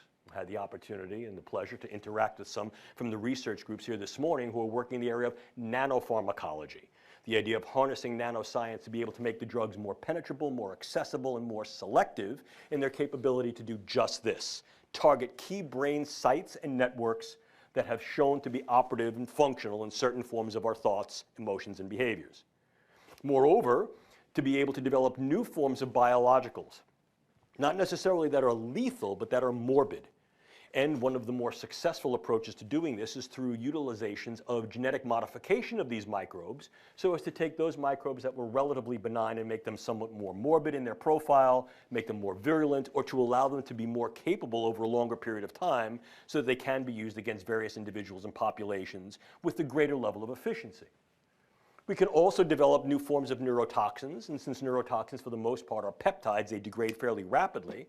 But here too, forms of genetic modification, forms of nanomicellar encapsulation and delivery can allow these to become newly available and newly more potent and viable for the use in the weapon space. And once again, we're now exhibiting a new horizon of possibility, which is the neurotechnological device space. Each and all of these, what I should let you understand, is engaged by this particular process, which is a real term, integrative scientific convergence. It is a term that a colleague of mine, formerly at the State Department, named Dr. Ashok Vishasta, has been working very, very closely to advance and understand, and it's essentially represented by this neat little cartoon. It's a de-siloing of the capability space. It's also a de-siloing of the opportunity space, both for problems and problem resolution and problem generation yet again. In the past, when I grew up in science, as many of you have grown up in science doing, for those who are sort of more of my generation, you recognize you had fairly discrete silos of disciplinary operation. Those of us in chemistry who talked to those of us in biology, and there was some crosstalk, cross-fertilization, but very often they occurred at the top and the bottom of the silo. Things that occurred within the silo occurred within the silo. Sort of like what happens in Vegas stays in Vegas, what happens in your department stays in your department. More and more, however, we're moving towards this conjoinment model that de-silos the operation and opportunity space and allows for a much more convergent engagement of what the brain sciences can do. And in fact, for those of you working in the brain sciences, you recognize that there's a relatively sort of fluid dynamic that occurs between physics and chemistry, chemistry and biology, biology and behavioral science, and undergirding and perhaps overseeing all of these are both engineering models and computational models. These have been capitalized by this.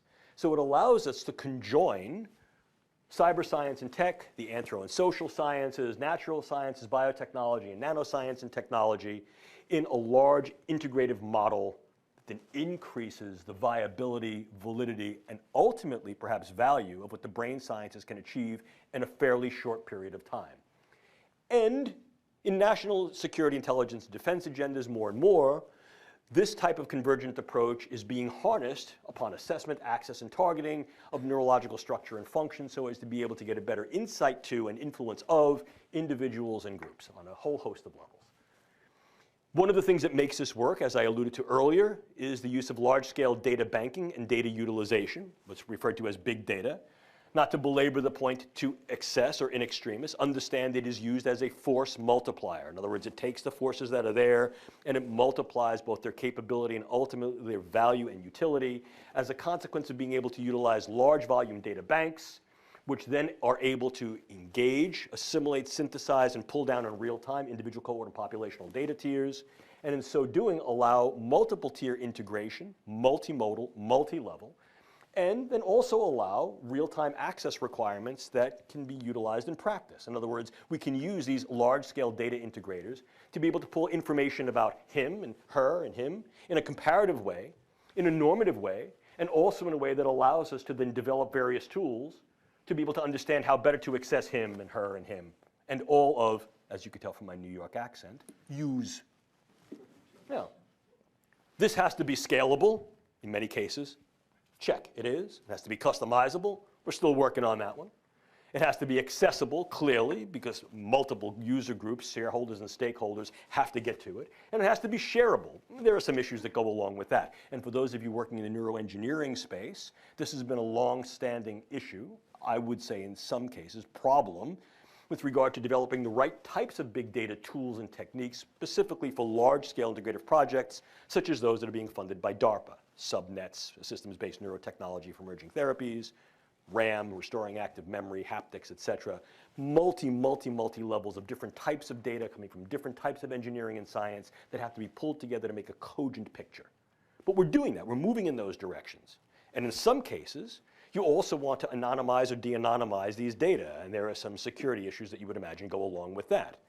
But the other issue that goes along with this is that at least on the research to translation side of the house, you see these increasing needs for what we call security.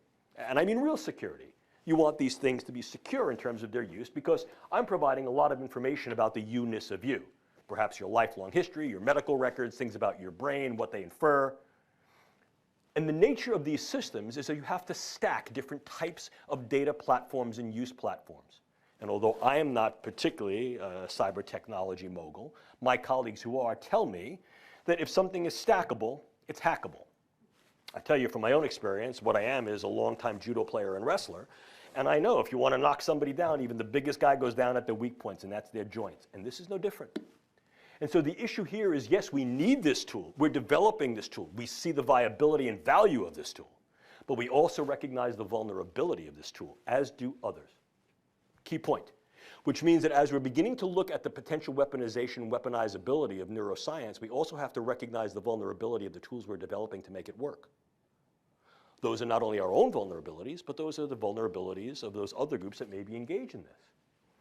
But now let's move a little bit more into the more direct applications of viable neuroscience and technology with regard to battlescape use, battlescape applications.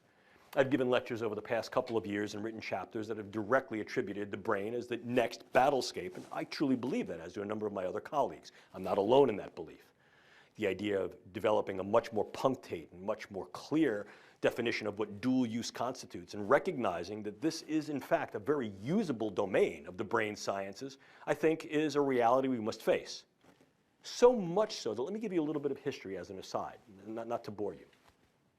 In 2008, a convening group of the National Academies of Science created a special commission, a task force, to take a look at the viable military use of the brain sciences. In 2008, they said, yeah, there's a lot of stuff going on there, but it ain't ready for prime time yet. 2008.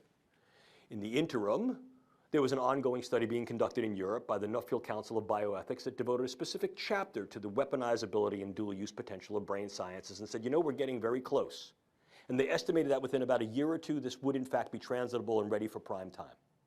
In the United States, the same convening panel of the National Academies reconvened, and in 2014 wrote a second report that said, yes, indeed, the brain sciences have matured to a point not only where they are ready for primetime national security, intelligence, and defense applications, but are currently being investigated and in some cases are being used in such endeavors, not only domestically but worldwide.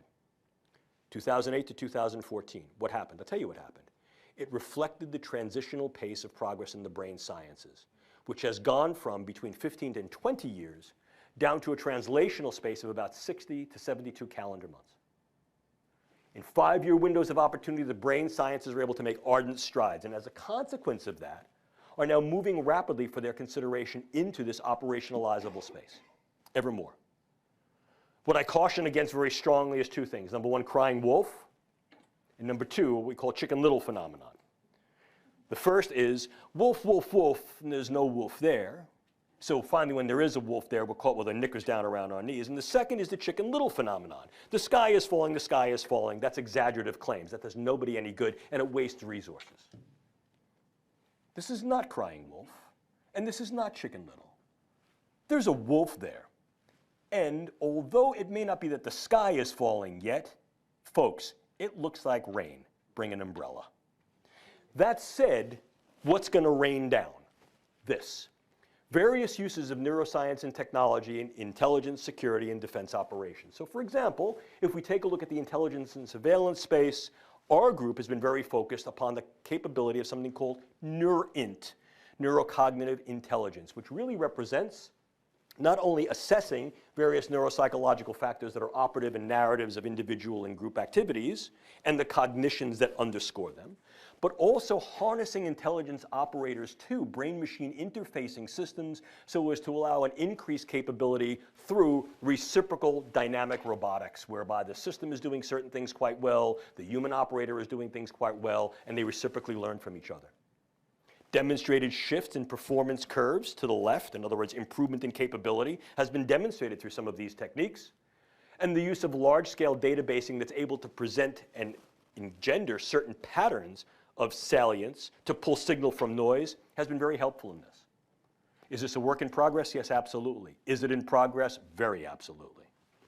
Moreover, we can utilize various types of brain assessment and access approaches for forms of biotracking, getting what's called neurological signatures or brain signatures on key individuals that then may be representative of whole groups. This feeds back to what we discussed earlier, the neural narratives. If I understand how his brain works and how her brain works, and I'm able to do that on a broad enough scale, I can develop patterns, and as a result, I may be able to use that in ways that inform my intelligence. It synergizes and force multiplies my human intelligence, humint, my signal intelligence, sigint, and my communications intelligence, comment.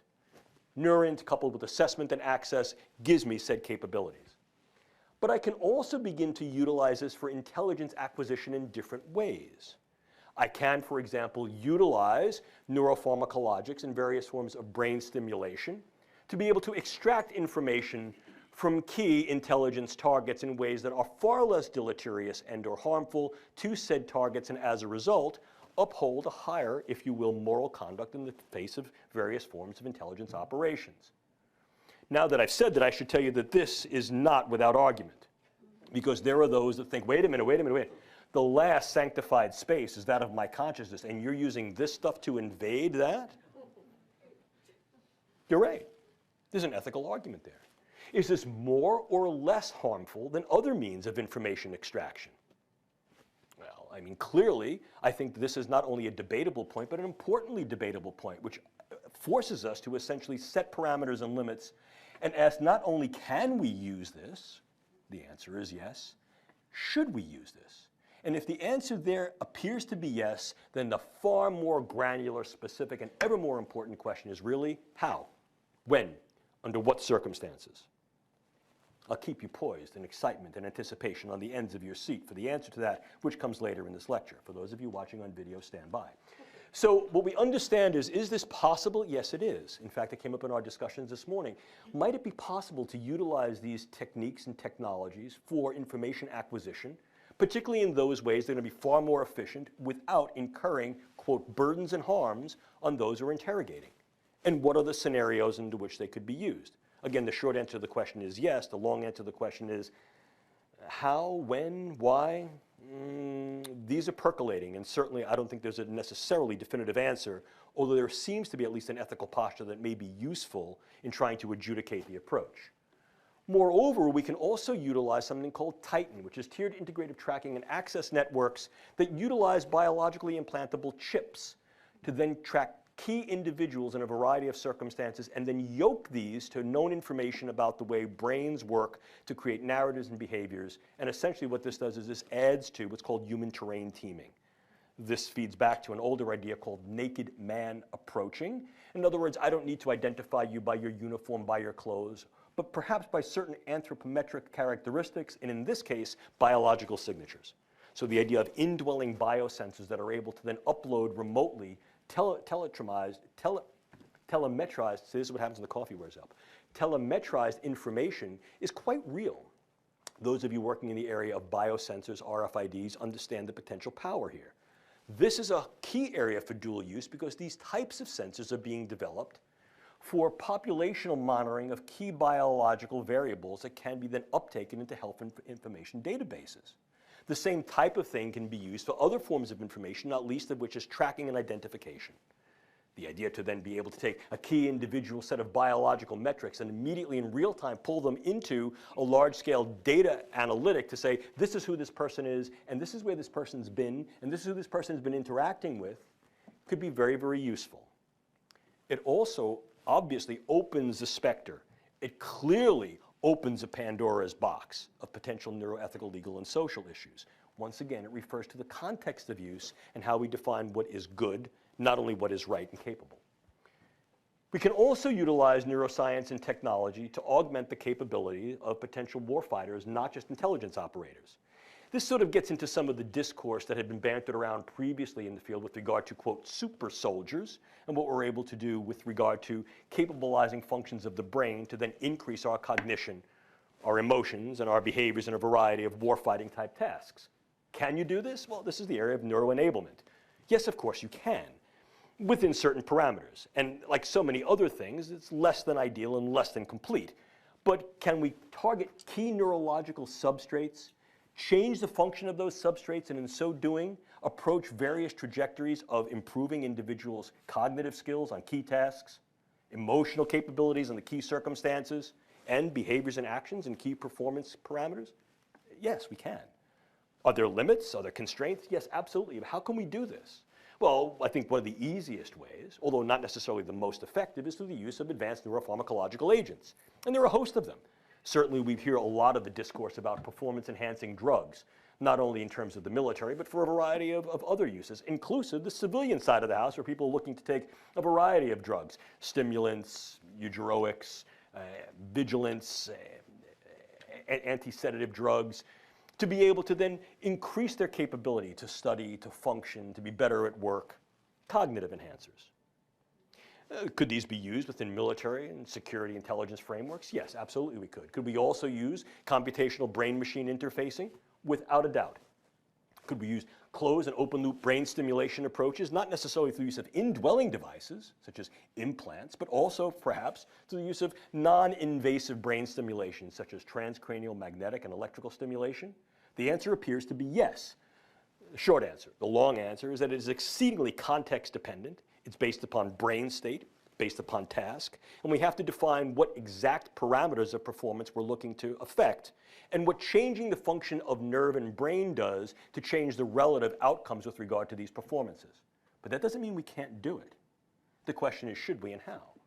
The same is true with regard to neurosensory augmentation. Here I'll speak very specifically to some of the programs you have ongoing. There have been some bioengineering programs here at this laboratory that has looked at the capability to increase visual acumen, if not restore sight, to individuals who've lost their sight. Increase capability to create second and third generation cochlear and auditory implants.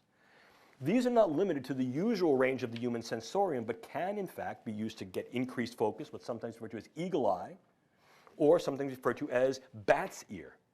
So the ability to then extend the sensorium and modify human capability outside what falls within the Gaussian distribution of what is human clearly is capable here and may be paired to other forms of neurological intervention to create open and closed loop brain systems to really expand not only the capacity of the human system within its functional range, but to go beyond that and now have something called exceptional modification.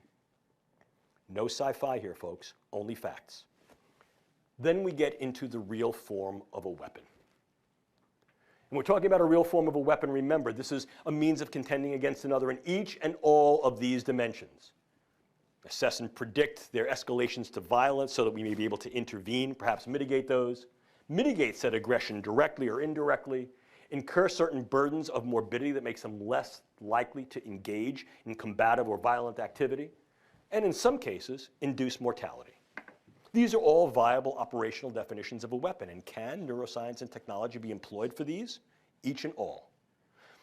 One of the areas where we're looking to refine the capabilities of neuroscience and technology is something referred to as non-lethal or less lethal weapons. And while one might think that the ethical argument strongly supports these directions, here too, there is, in fact, a strong discourse that pushes back against any potential military warfare applications of the brain sciences that I think you need to understand. The reason I bring that up is that this can do two things. Number one, it creates a posture where the neurosciences cannot and should not ever be used for these types of operations. Please understand, my feeling on that is, wouldn't that be a wonderful thing? If we could, in fact, look ourselves in our eye as humanity and say we shall never employ science and technology for those means that may be destructive against others, irrespective of whether or not those individuals are aligned with our ideology and our beliefs. Yes, that would be. The reality of the situation poses itself as something quite differently, however. And the problem we need to face is that certain prohibitions, if not frank proscriptions against using brain science in these potential ways, even defensively, may create an opportunistic window for others to be able to then pursue these approaches more vigilantly and more aggressively. It's a balancing act, folks. I'm not going to necessarily tell you how to resolve it because I don't know, and it becomes difficult. There are certain things we can do on the research side of the house to dial back who does the research, what type of research is done, and what it's used for. But this is a cat that's already out of the bag, and as I hope to demonstrate to you in a moment, this is being conducted on an international scale, and so it may be a little late to start thinking about we're never going to use it like this and what happens if we do or we don't. What types of kind of neuroweapons can we engage and develop? Well, I provide them for you. I don't want to go down into specific granularity as to what each one of them do because I don't want to give you bad dreams, and you're not going to blame me if you wake up in a cold sweat screaming in the middle of the night. But this is what we can do with these things. Again, let's think here about drugs and bugs. If we're looking at drugs, we're looking at what we call in-close pharmaceuticals. These are not weapons of mass destruction. These are weapons of mass disruption.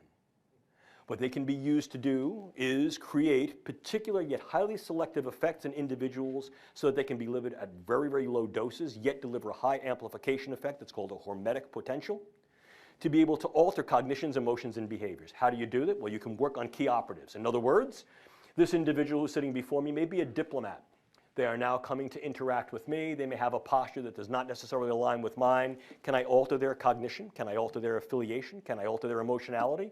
And in such a way, might I be able to alter their behavior? Yeah, I can. And if in fact this individual possesses political or charismatic capability, charm, charisma, leadership potential, to then stand before their people and say, this guy's my best buddy now, they might go, well, I'm following this guy. Or they might think he's stark raving mad and I've created social disruption within his political ranks. I can do that on a variety of levels, from individuals who are head of a small family or group, to the tribal, to the community, to the large-scale population. So we can utilize these things to be able to affect key operators and dynamic individuals who may charismatically, politically, or through other means of power be able to affect groups. It's a ripple effect. It is a ripple effect. Moreover, we can induce a number of neuromicrobiological agents to then incur something called high morbidity. These are not necessarily mortal agents. We can modify the existing palette of bacteria and viruses through the use of gene editing techniques, very viable. This has been some of my ongoing work with my colleague Diane DeEulis at National Defense University. And what we can also do is recognize that there are existing microbiologicals that can be harnessed to then induce the effects. We can also engage certain chemicals that way. What we want here is a morbidity factor, not necessarily a mortality factor. I want to make people sick. And what I do here is the virus is not necessarily the bug. The virus is what I put over the internet. Let me show you how I can crash a system pretty easily. I affect key individuals here, here, and here.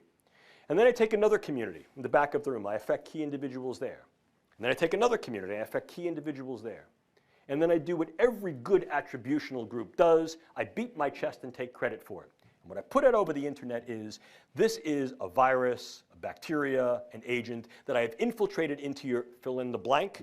I say it's a weapon of mass destruction, and what I tell you it's going to do is it's going to produce paranoia, anxiety, and sleeplessness. What I've just done is I've recruited every paranoid hypochondriac to think that they have whatever that is. I've used salient and sentinel cases, and I create essentially a legion of what's known as the worried well. They now flood emergency rooms. They flood their clinicians. The CDC responds back and says, no, no, no, there is no such a thing. And I've created a schism of trust between the population and the polis. It's both a short and a long wars effect. Moreover, I can create particular neuromicrobiologicals that may have a much longer duration of action. For example, modified Zika virus. And what I can then do is, as a consequence of that, is I can affect subsequent generations to incur a public health morbidity and mortality effect that then creates an increased economic and perhaps social burden. Long war scenario. If I wanted to do something that's a little bit more proximate, I can utilize nanoparticulate matter. Now, we can utilize nanoscience to create much better drugs, to get them where they got to go in the brain. I can create nanoscience and nanotechnology to be able to escort certain drugs across the proliferant barrier, which is the blood-brain barrier and cerebrospinal fluid barrier. So I get these things where they got to go. But I can also utilize nanoparticulate matter in a very indiscriminate way. The idea here is that I can get something called high CNS aggregation material that is essentially invisible to the naked eye and even to most scanners because it is so small that it selectively goes through most levels of filter porosity. These are then inhaled either through the nasal mucosa or absorbed through the oral mucosa. They have high CNS affinity. They clump in the brain or in the vasculature, and they create essentially what looks like a hemorrhagic diathesis, in other words, a hemorrhage predisposition or a clot predisposition in the brain. What I've done is I've created a stroking agent, and it's very, very difficult to gain attribution to do that. I can use that on a variety of levels, from the individual to the group, highly disruptive. And in fact, this is one of the things that has been entertained and examined to some extent by my colleagues in NATO and to those who are working on the use of neurobiological sciences to create populational disruption. Very, very worried about the potential for these nanoparticulate agents to be CNS aggregating agents to cause neural disruption, either as hemorrhagic and vascular disruptors or as actual neural network disruptors because they interfere with the network properties of various neural nodes and systems within the brain. Then I get to the area of devices. And this, in many ways, is going to be less than definitive. The reason for this is highly evolving and I think is limited only in certain cases by context of imagination. What are the devices? Well, I have them here for you here. You have neurosensory mobilizing agents, and to some extent, some of these have already been used. Things like high output sensory stimulators that can be administered from unmanned vehicles, drones, insect-borne, or larger scale, macro scale vehicles such as tanks, cars, etc. These are sensory mobilizing agents that use high electromagnetic pulse energy that may also utilize high levels of sound, high levels of light energy, and they disrupt neurological sensory function. Already being used, now they're being developed with higher specificity. The idea of intracranial pulse stimulators take this one step further. Now the idea is to utilize direct electromagnetic pulses to be able to disrupt neural network aggregation. There have been some animal studies that have been done that look at the viability of electromagnetic pulses across various distances to essentially disrupt the network properties of the brain and create confusional models. So these are both individual and group disruptors. You also have the idea of the altered reality tactics that is primarily used in irregular warfare. And here, once again, when we understand the construct of the way neural networks operate, they operate by key controller and influencing nodes that interact with other neural networks within the brain electrochemically. If we can utilize transcranial mechanisms to be able to disrupt this, what we can do is we can create disrupted neural network aggregation and literally disrupt people's sense of time, space, and place. And there have been a number of experiments that have examined this, more in the medical context of looking at how we can try to control epilepsy, and we do recognize that these things are viable, although they have not yet been translated directly into operational use. But they have been entertained for certain forms of special operations in irregular warfare, and so they're on the palette of possibility, although not near-term probability. Yeah. If we go one step further, I think it becomes important for us to also understand that we can utilize devices slightly differently. This is the idea of the sort of non-human cyborg. And I don't use that word in any way colloquially. I mean it literally. A cybernetic organism that is an integration between a biological system and a technological system. The pioneering work in this field was done years ago. It was Delgado's work with deep brain stimulation in a bull. He utilized deep brain stimulating electrode coupled to a remote device, got into the bull arena, induced the bull to charge, pressed the button, and arrested the bull's forward motion. Stopped, poised right before him. See what I can do through the use of cybernetic interactive systems. Remotely controlled brain systems, brain interfacing. Could we now utilize that on different scales? Well, we're not talking about dropping electrodes into people's heads, despite what people will say. This is not a large-scale program to infiltrate the population with indwelling electrodes. With all due respect to Elon Musk, I think the actual translation of that into a broad-scale event within the population, as it very, very least speaks of the fantasy, if not fictional, and I think in many cases is very, very difficult to translate.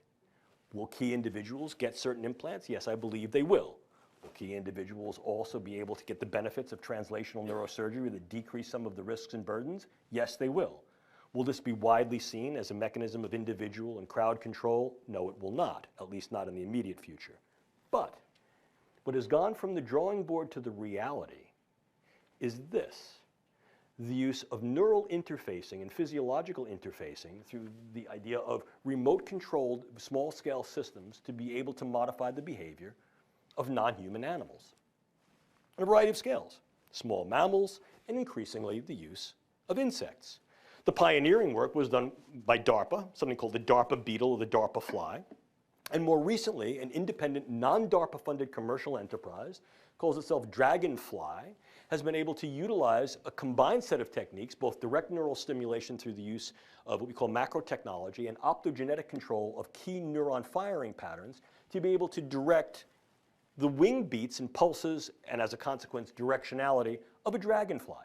And characteristically, an insect of about that big works quite well because it can not only carry this particular payload, which is very, very light, and now does not have the burden of the prior DARPA beetle that needed a battery. This utilizes a solar rechargeable source, so it is infinitely powerful, but must also be able to bear the burden of now these very, very small scale, and in some cases, they're looking to the high level nano or at least low level micro scale, use of various electrodes that can then both record and perhaps deliver certain types of payloads as well.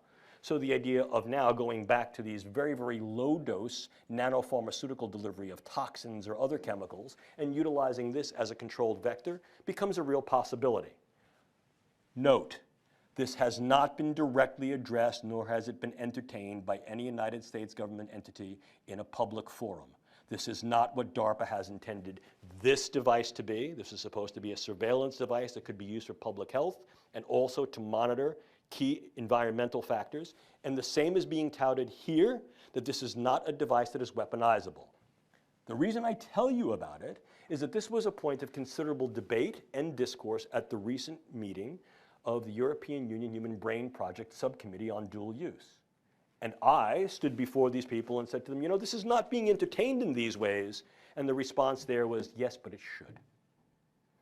And so the fact that people are thinking about this, but this was not explicit intent, means that it is, in fact, capable to be developed in these directions. And that becomes a real concern and consideration.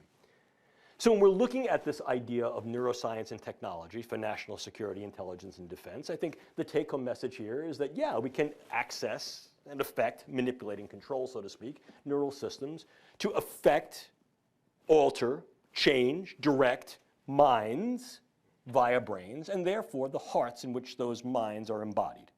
We used to talk, as I said, about hearts and minds. Now, through the use of neuroscience and technology, minds and hearts is a far more viable description because it describes for us explicitly the root of engagement.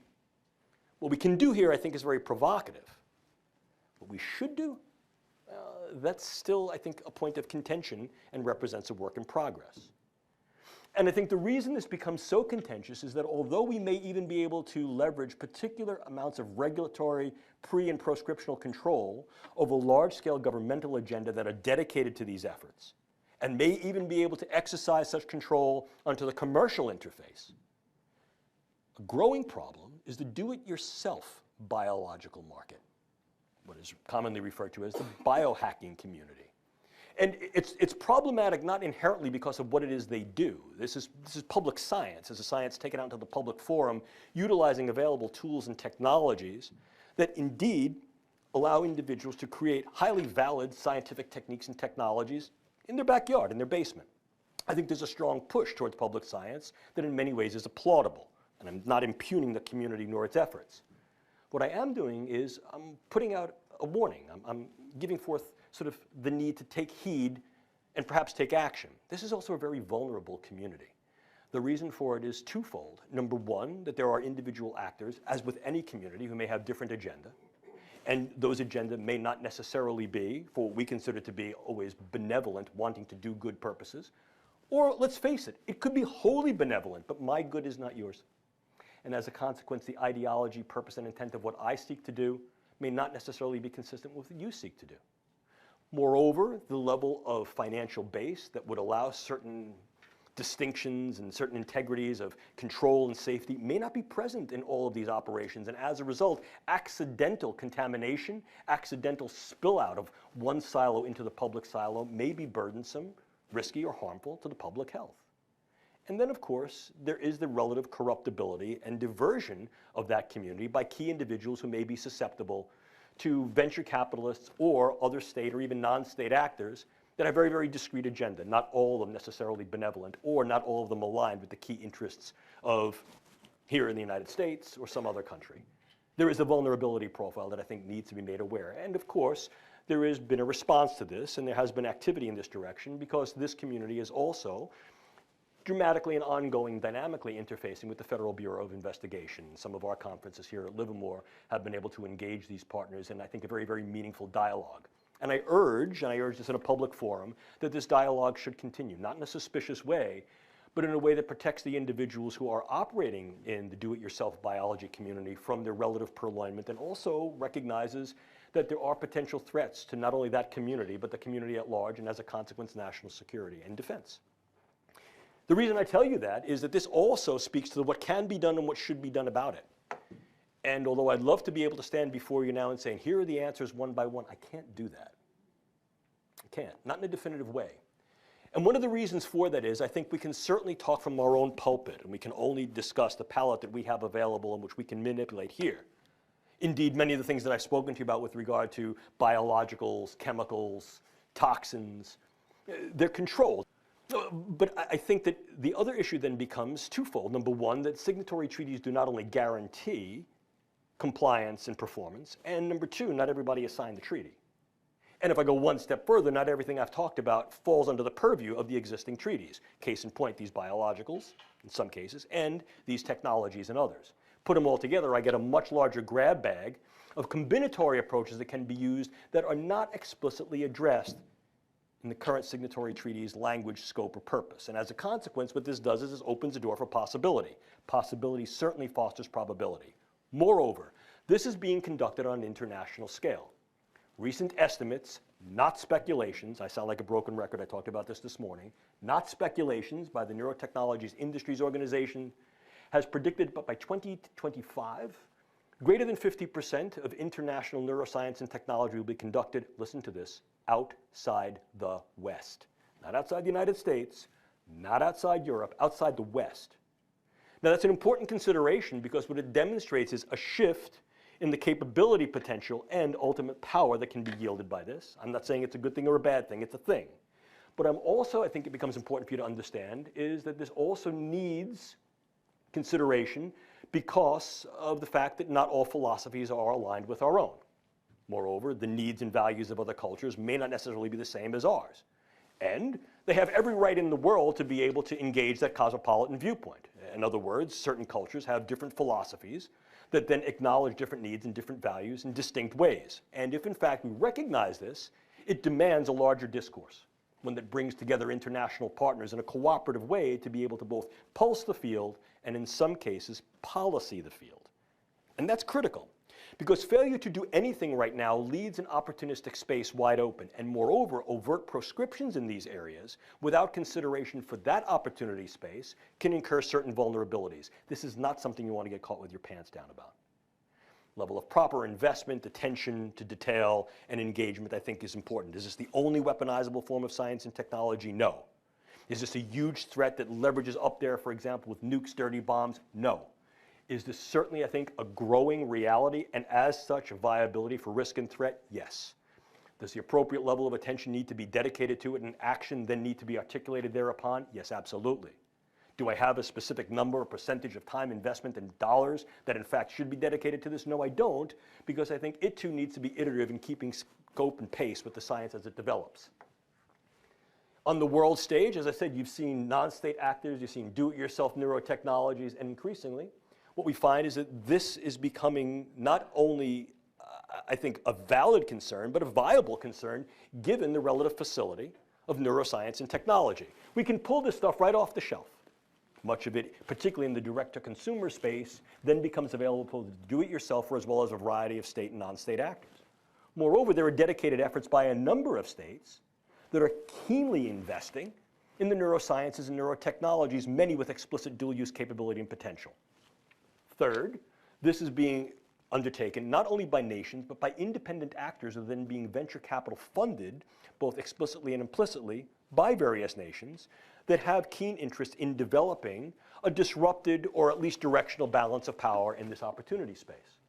And as I've tried to show you in this lecture over these past 40 minutes or so, this can occur in a variety of applications. And the lack of commitment to at least an understanding and good depiction of it on our side can, in many cases, not only not preclude others' initiatives, but in some case, opportunize it.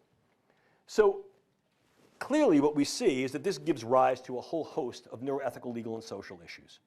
I'll not bore you with these in detail, but I think we can parse those into those that are focal to the technology, intersection of unknowns, their capabilities and limitations, and runaway effects, not only of the science and technology itself, but runaway effects of individuals who recognize its power and then take this into trajectories that we ordinarily would not assume would be engaged, because we may think there are limits and proscriptions. The idea that, well, we won't go there doesn't mean that someone else won't. Furthermore, I think that there are some ethical, legal issues that need to be raised, not only with regard to what we're doing with the science, but what can be done with it. The inviolability of mind and self, what we talked about earlier. Could we use these for interrogation? Could we use these in warfare? Yes, we could. Should we? But we could argue, well, less harm is going to be incurred. But really, what are the harms once we get into the relative inviolability of the brain space, the last private domain, if you will? Oh, yes, I know the counter-argument says we do that already, and perhaps that's valid. But I think developing that discourse in a very, very realistic way at the level of granularity that's necessary will be important to each and every step forward. Moreover, if in fact what we're looking to do is to be able to gain broad base of information and be able to pulse that information through relative discrepancies and ultimately transgressions, we then get into arguments about what constitutes privacy, what constitutes protection, what is mitigation, what is manipulation, and then how do we entertain these things on the world stage. And if we're looking to say, well, we understand that perhaps we need to go in this direction, as many have argued, well, what ethics are we going to use? Some form of civilian ethics that's operative, for example, for the life sciences and medicine, perhaps, and that may be viable in research, but in translating research to operations, what do we use then? The idea of justification both in and for war, a just war and just conduct under war? Or perhaps we need to explore yet another ethical principle that was also very well explicated under the Augustinian maxim, which is the idea of jus contra bellum, which essentially means justification of use to prevent war. But how far do you go? To what extent? What represents benefit? What represents burden? What represents harm? I don't have answers, but what I can tell you is that this is certainly what we consider to be a science and technological superhighway. It's a super speedway. And I like that analogy for a lot of reasons, because it's true. There are multiple lanes of entry and multiple lanes of competition. There are a lot of vehicles that are being entertained there. It's a very rapid pace. There are hazards. There are certainly race rules, and though not everybody obeys the race rules, and sometimes if you don't obey the rules, you get ahead of the pack. And of course, there are big prizes. But like any race, you know, the morbidity and mortality going at this speed, with this level of integrity, with this level of momentum, is real. So to be able to handle the super speedway, one of the things that we've suggested is this, something we've called on-ramp. Get it? Speedway, on-ramp. There you go. It's the operational neurotechnology risk assessment and management process or paradigm. And what it really does is it embraces, I think, an older idea that had been advocated initially by Zbigniew Brzezinski, essentially in 1970, 1972.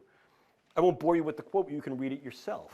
But essentially the issue here was that the idea that the modification and manipulation through biochemical manipulation of the brain was seen as real in 1970 and has now been realized some 40 years later. This is a real speedway. This is not hypothetical. This is a race that was defined, and like so many other races that are defined, it's simply a question of the technological and scientific sophistication of the entries on the race. It's real. What it forces us to do is to evaluate the neuroscience and technology with regard to its capabilities and its limits. Don't make anything up. There's plenty there to really be concerned about. This is not a bunch of sit under a tree navel gazing and let's make up these hypothetical fictional scenarios. No neuroscience fiction here. Let's utilize neuroscience fact and do this in a capabilized way. Evaluate the real parameters of use. How could these be used? How could they not be used? And as a consequence of that, where do the real risks and threats really lie? What are the benefit, burden, harm parameters of using these or not using these? And ultimately, what are the contexts of applications? Intelligence, security, defense, public safety. In some cases, looking at the research side of the house and the operational side of the house. All of these must fit into this quasi-calculus of how we then approach risk assessment and mitigation. There's nothing new about this. This is a simple, tried and true risk assessment and mitigation paradigm that is now being applied to the use of neuroscience and technology in these key domains. What we've tried to do is to dial in the specificity through the use of some key questions. How do we do it? We identify the risk scenarios, try to model them, craft these strategies for preemption and preparation. Preparation is the big step. Strategies that are relevant and durable, and identifying the plan that's necessary. What do we try to do there is we try to develop these contingencies and exigencies. And in developing these things, it's essentially a four-step process. Looking at the technical rectitude, the right ways that one could utilize any neuroscience and technology. And what I mean by the right ways is using the techniques and technologies in correct ways. Using them in ways that are real, understanding the capabilities and limitations. What are the situational variables that are germane to their use? Could they be used this way or not? Yeah, I could say I want to neuroimage people left, right, and middle, but am I going to get everybody in the scanner? No, I'm not. So how am I really going to use these things? Evaluation, ultimately a revision of these ethical concepts to guide use and framework for establishing and executing ethical engagement. Very important to do. These last two steps are work in progress. What we've called for in this approach is something called tasker. Groups of individuals can be assembled to look at the problem who are task agile, scientifically knowledgeable, and ethically responsible. Because what we're trying to do is balance the relative goods of neuroscientific and technological advancement with the relative burdens, risks, and harms of potential areas of dual use that could be employed and how those then affect national security and defense. We've called for a series of questions called W framing questions. What can the technology do? When will it be used? Under which circumstances? In whom? And then we frame these in what we call C contingencies. What is the actual capability of the science and technology? How it will affect the character of those upon which it is used? What are the consequences that its various use or non-use will incur? What are the contexts in which it may be employed, not employed, and what are the contingencies that go into that? And ultimately, are there issues of consent or non-consent that need to be defined? Because the thing you don't want to do, and the thing that we're arguing against, is doing this and getting this, is unraveling the potential Gordian knot of what the brain is, only to open a can of worms by so doing. It's not a question of not going forward. It's a question of looking at what we call footfall effects. It's not a prohibition or proscription against putting one foot in front of the other, but it's recognizing of where those feet are going to fall and what the consequences are where you put them down. And also recognizing we're not walking alone. Because ultimately, by taking that approach, which is a preparedness approach, what it allows you to do is to remain steady irrespective of your gait or your stance, and do so irrespective of who's pushing and who's pulling. Work in progress. I wanted you to be aware of the work that we're doing in neuroscience and technology can certainly be leveraged and I think advanced for good within biomedical and even broadly non-biomedical arenas with regard to public use, lifestyle use, and occupational use. But as with so many other things, this is a double-sided blade that can be leveraged not only for good, but for different definitions of good that in some cases can incur harm. No, no, no, this is not cry wolf. Certainly the sky is not falling. But be able to differentiate a puppy from a dog from a wolf, recognize that wolves have teeth, recognize that wolves have claws, recognize that wolves have a pooper on the back end, and all those can get you in trouble. And no, as I said before, sky's not falling, but certainly looks like rain. Bring an umbrella. Because, as I like to say so many times, with neuroscience and neurotechnology comes great knowledge and great capability. With great capability comes tremendous responsibility. Those of you who are working in the field bear this responsibility.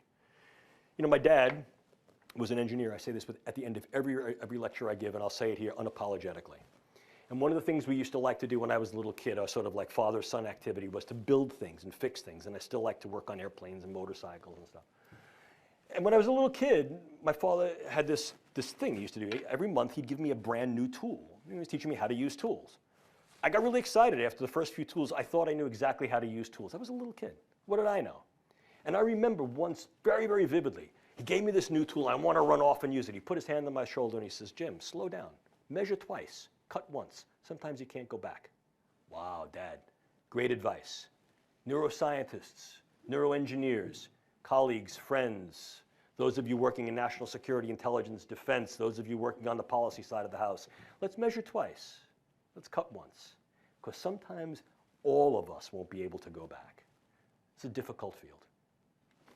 If you want to get in touch with me, you know where I live. It's right there. Hold on. Boom, boom, boom. It's right there. If you want more readings in the field, I'll provide these for you. Certainly this PowerPoint is available to you. This is the part of the lecture that is the unabashed self-promotional plug. If you'd like to read more deeply about the uses of neurocognitive sciences in national security, intelligence, and defense, I recommend this. There are other books. Certainly the reason I give you this is because I'm proud of it, not because I did it, but because it was an effort in bringing together great minds from an international perspective to be able to look at the field and at least illustrate some of the ethical issues, if not solve the ethical questions that go along with it. And once again, I think the thing that we need to understand is that realistically, whoops, boom, boom, boom, come on, come on. There. The future's in our hands here. The brain's at our fingertips. The last thing in the world we want to do with this capability is fumble it. So with that, I'll end my presentation. I'll thank you for your attention. I hope I didn't bore, and there's plenty of time for questions. Thank you very much.